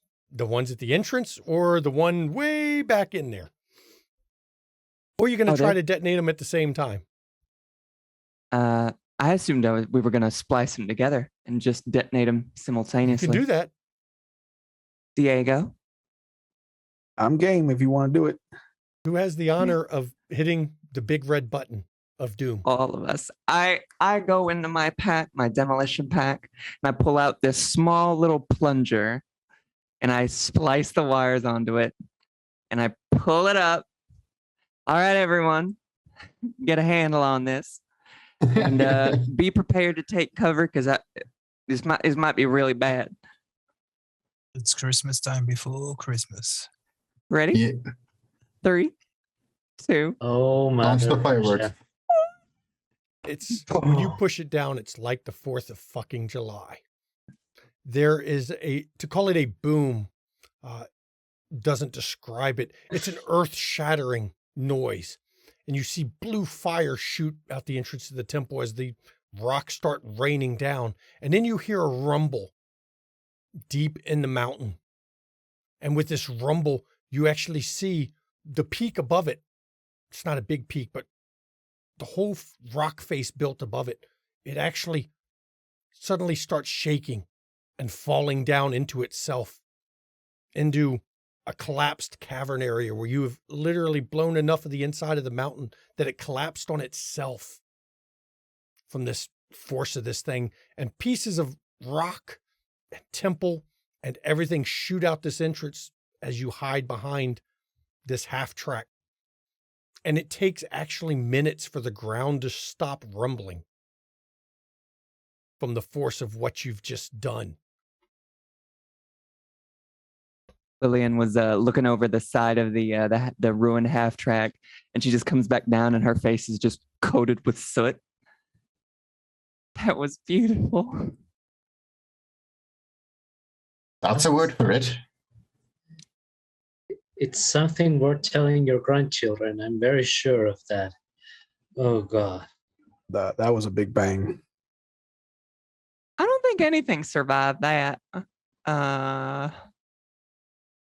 Yeah, I'm pretty confident in that one. I think we did it, right? Like that. Should we go in the back door and check? You hear a voice call out from nearby. Now, what the hell y'all just did? And a guy steps. Now, he stands up from the ground about 100 yards away. He's been camouflaged extremely well, but when he stands up, his uniform has a salamander on his arm that's on fire. You've all heard of this unit. That's the Flaming Salamanders. That is one of the special forces from the U.S. The guy walks over. Captain Leon Husk, Commander. Salamander Brigade. Well, what the hell did y'all just do?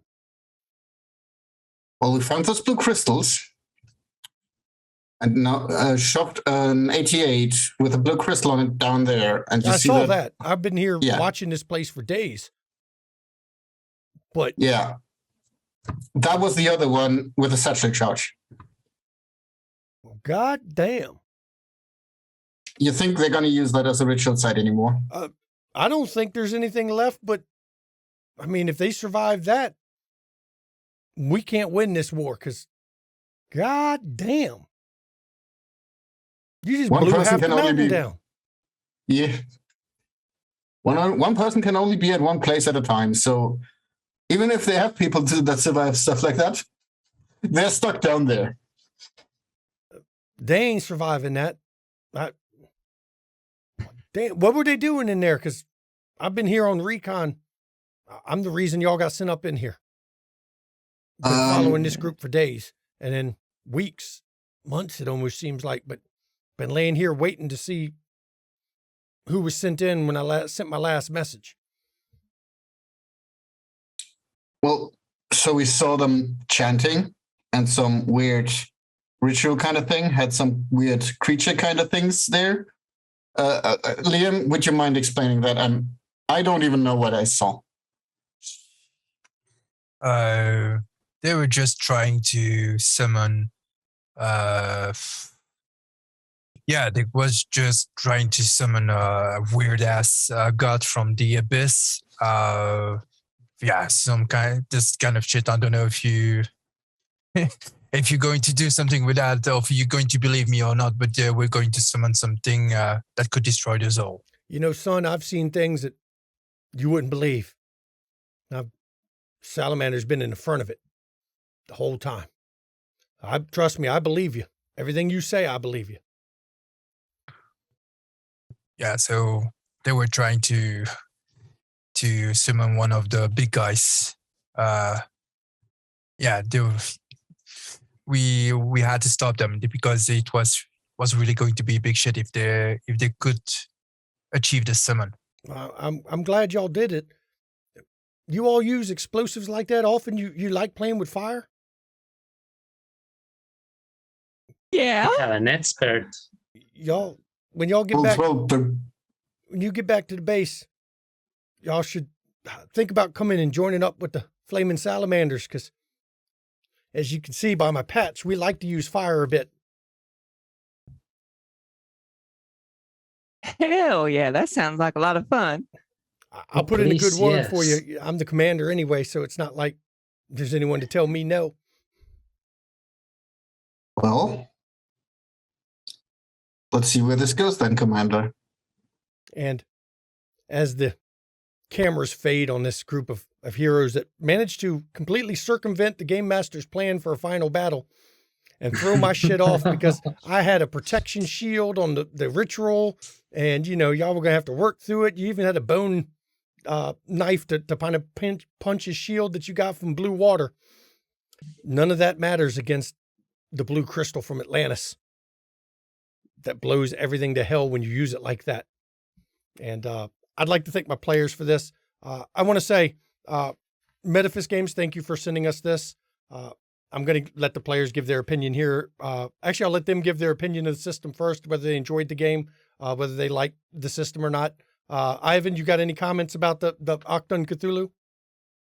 Yeah, the system of truths is amazing. I really love that use of momentum that enables truths, that mechanic. We used it a lot. And it was because it was fun. It was really fun to do. Come up in the moment with a truth is hard, but it's exciting, puts you in the spot. I think that part was great. Truths cost me my sneaky plans as y'all come up with new truths on everything. So, yep, I agree with what you said. Lillian, your turn.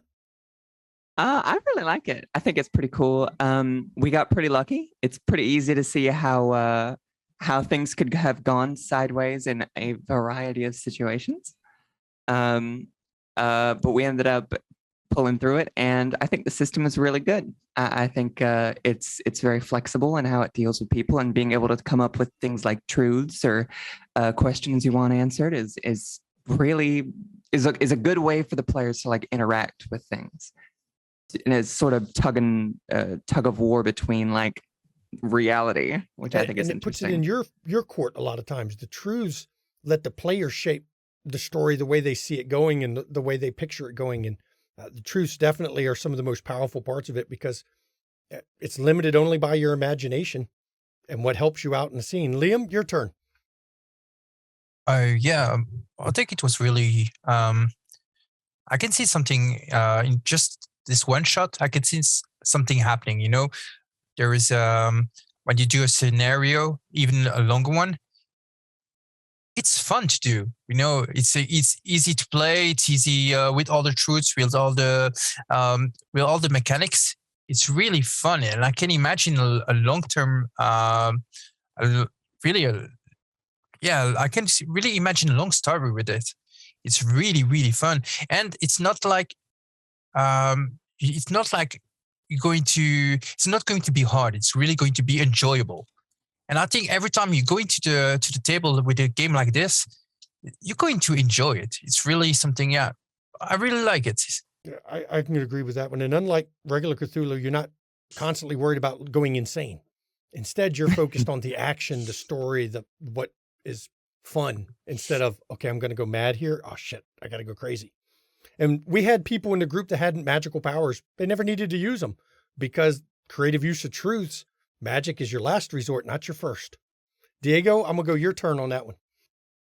It's funny that you brought that up because one of my main things was like, why do we never use our courage rating? Like, is that something that we add to a roll?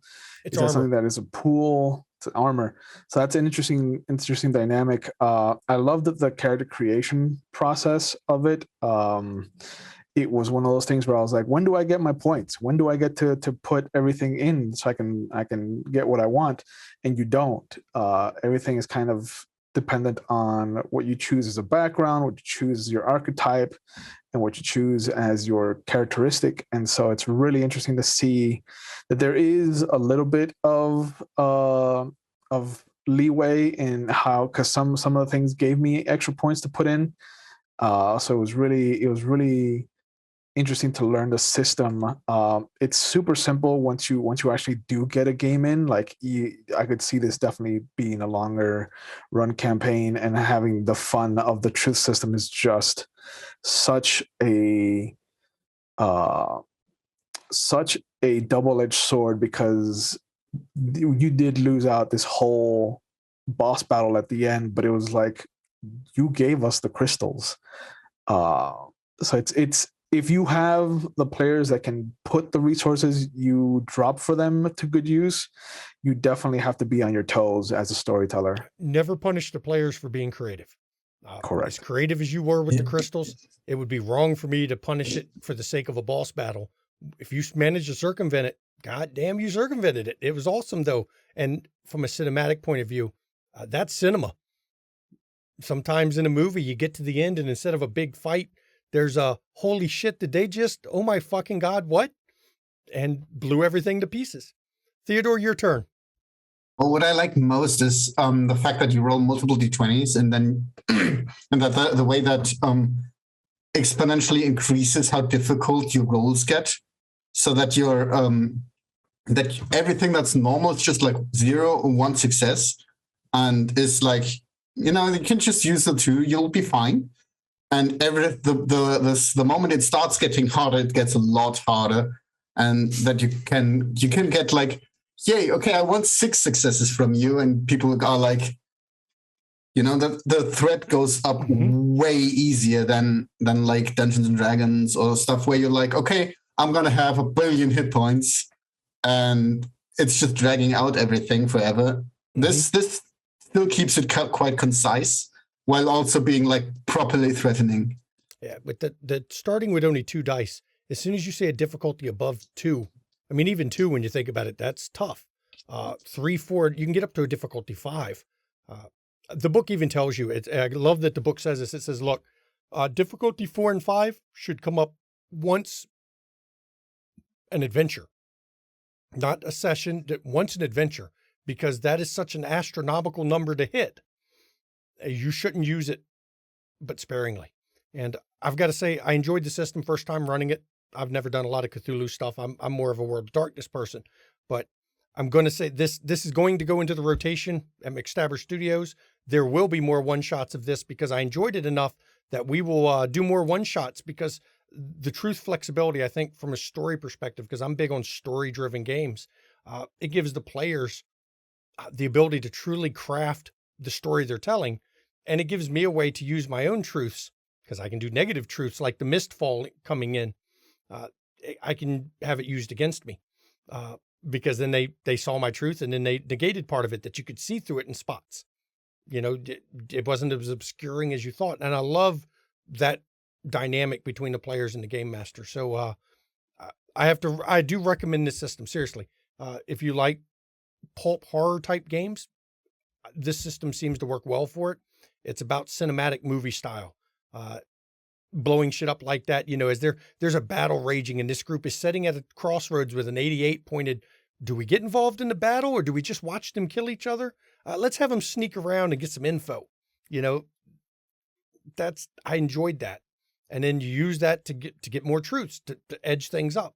I will say, if y'all had gone in the back entrance, it would have been much worse. There was some more Migo in there. That was, the back entrance was actually a hive of theirs. That probably would have gone poorly. But that's, that was your choices. I think it was much more cinematic to go down the side of the mountain anyway, because that, I could almost hear Ride of the Valkyries in the background as y'all are all rappelling down the building, as the music thrums up. So thank you, Modiphius, for sending this to us. I do recommend this game. This is the first time I've reviewed anything officially like this, but I do recommend it. And McStabber Studios will play this again, because this is going to go into my satchel of one-shots like Paranoia, where, every few months, we're going to fire up Achtung, Cthulhu, and we're going to run it like serial movies, where there's, a loosely connected, but it's a series of adventures that, like the old serial shows of the yesteryear. So I did enjoy it, and I thank all the players. I wish Zim could have been here for this one. Too bad we had to murder his good old angler, but y'all avenged him quite well. Blew the mountain pretty well on that. Of course, everyone join us on our Discord. The cast of our shows, we cast our shows from the Discord. All these wonderful people here. I put up a casting call. They said, hey, I want to play. And guess what? They got to play. And we really enjoy it. If you want to catch back episodes, pop over to YouTube. All the back episodes, this one, Windy City and all that kind of stuff. It's all over there. We've also got merchandise, not for this game, but we've got studio merch for those that want to show their McStabber love there. I'm going through all my things. Friends, we've got some friends that, people that stream content. One of them is right there at the bottom of the screen. Ravenous Archon playing Diego. He streams Vampire, Legends of the Five Rings, Star Wars, and even some D&D once a month. And maybe he might slip in some Achtung Cthulhu at some point. Who knows? As one of his monthly games. Of course, as always at the studio, bits and donations, they go to the players in the game, not to the studio. It's a way to show thanks to the players. If you want to give something to the studio, subscribe here on Twitch. If you don't want to give Twitch half the money, because Twitch takes half of all subscriptions, we got a KoFi. You can pop over to the KoFi link, and KoFi is just a site that you can go and donate without Twitch taking half. it's just a way to show love to the studio because we love doing this. We're not trying to make a profit because we probably never will, but we enjoy what we're doing here. Schedule this week. Let me get the schedule. Tomorrow at 5 p.m. Eastern, Windy City After Dark. Season 5, episode 5. After What Happens, episode 4, this one's a little bit, I lightened the screws a little. It's not quite as You Did What, but let me tell you, it's still good. Some good shit goes on. And yeah, there's still fallout from causing a fucking maelstrom. You know, our Wraith players knew exactly what happens when a maelstrom bell rings. Bad shit's going on in the Shadowlands. So check that out. Of course, next week, we won't be doing Achtung Cthulhu because the wonderful Tiss is back with Call of Cthulhu, London Esoteric Society. And you'll actually see some of the people that are sitting here right now in Call of Cthulhu, London Esoteric Society, as they are back in Victorian Age Britain, London, hunting their own cultists. So please tune into that. And of course, Windy City again on Sundays, because that's our time for that. And as we always do at the end of all of our streams here at McStabber Studios, please, everyone, mental health, it's not a joke. It's not a laughing matter. We enjoy our levity. We enjoy our fun, but mental health is very serious. Please check in on friends and family and those around you. Please make sure they're okay. Please make sure that you're a voice to them, because a lot of times all people need is someone to check in on them so that they know that someone out there cares and will listen. It's okay for everyone to not be okay.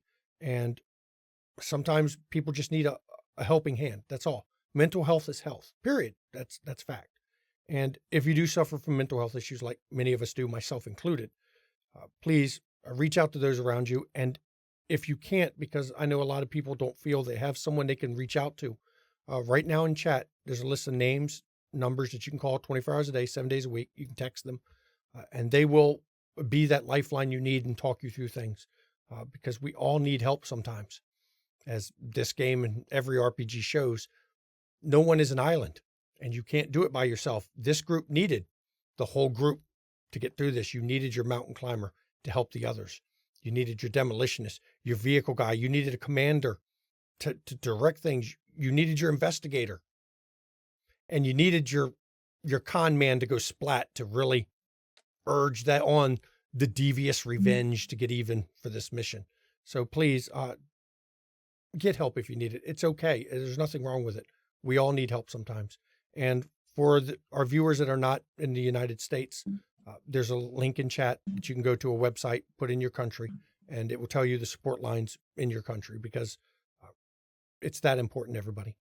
And because my wife isn't in this particular stream, and it's very important for her for this to be done as well, please get your COVID vaccine. Yes, we know it doesn't stop you from getting COVID. That's not the point of the vaccine. The point of the vaccine is you don't end up in the fucking hospital with a damn ventilator shoved down your throat. The hospitals don't need it. The nurses there are overworked. There's almost no beds left in ICU. That's the point of the vaccine. Yes, you can still get COVID. Odds are you won't be in the hospital for it.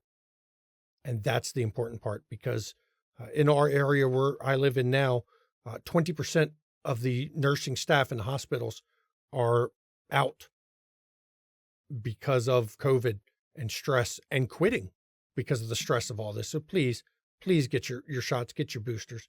And it's flu season, get your flu shot too. If you're a boss, like my wife, the boss bitch there, she literally got her flu shot and her COVID booster all in the same day. She 1-2'd herself, put her down for a day, and then she was back to normal. She got it over with, did it, the boss bitch method, because you don't want to get either one of those right now. And of course, I thank you all for coming. And I thank my cast. This was a lot of fun. Even if you short-circuited my shit, I still love y'all. This was so much fun to play. And we will play again. God damn it, we will play again. And it will be the return of the cultists. And maybe this time, instead of y'all blowing up all my Nazis, I'll get at least someone other than the con man killed. So thank you all for coming, please. And enjoy your weekend, and I hope to see you tomorrow at 5 p.m. Good night, everybody.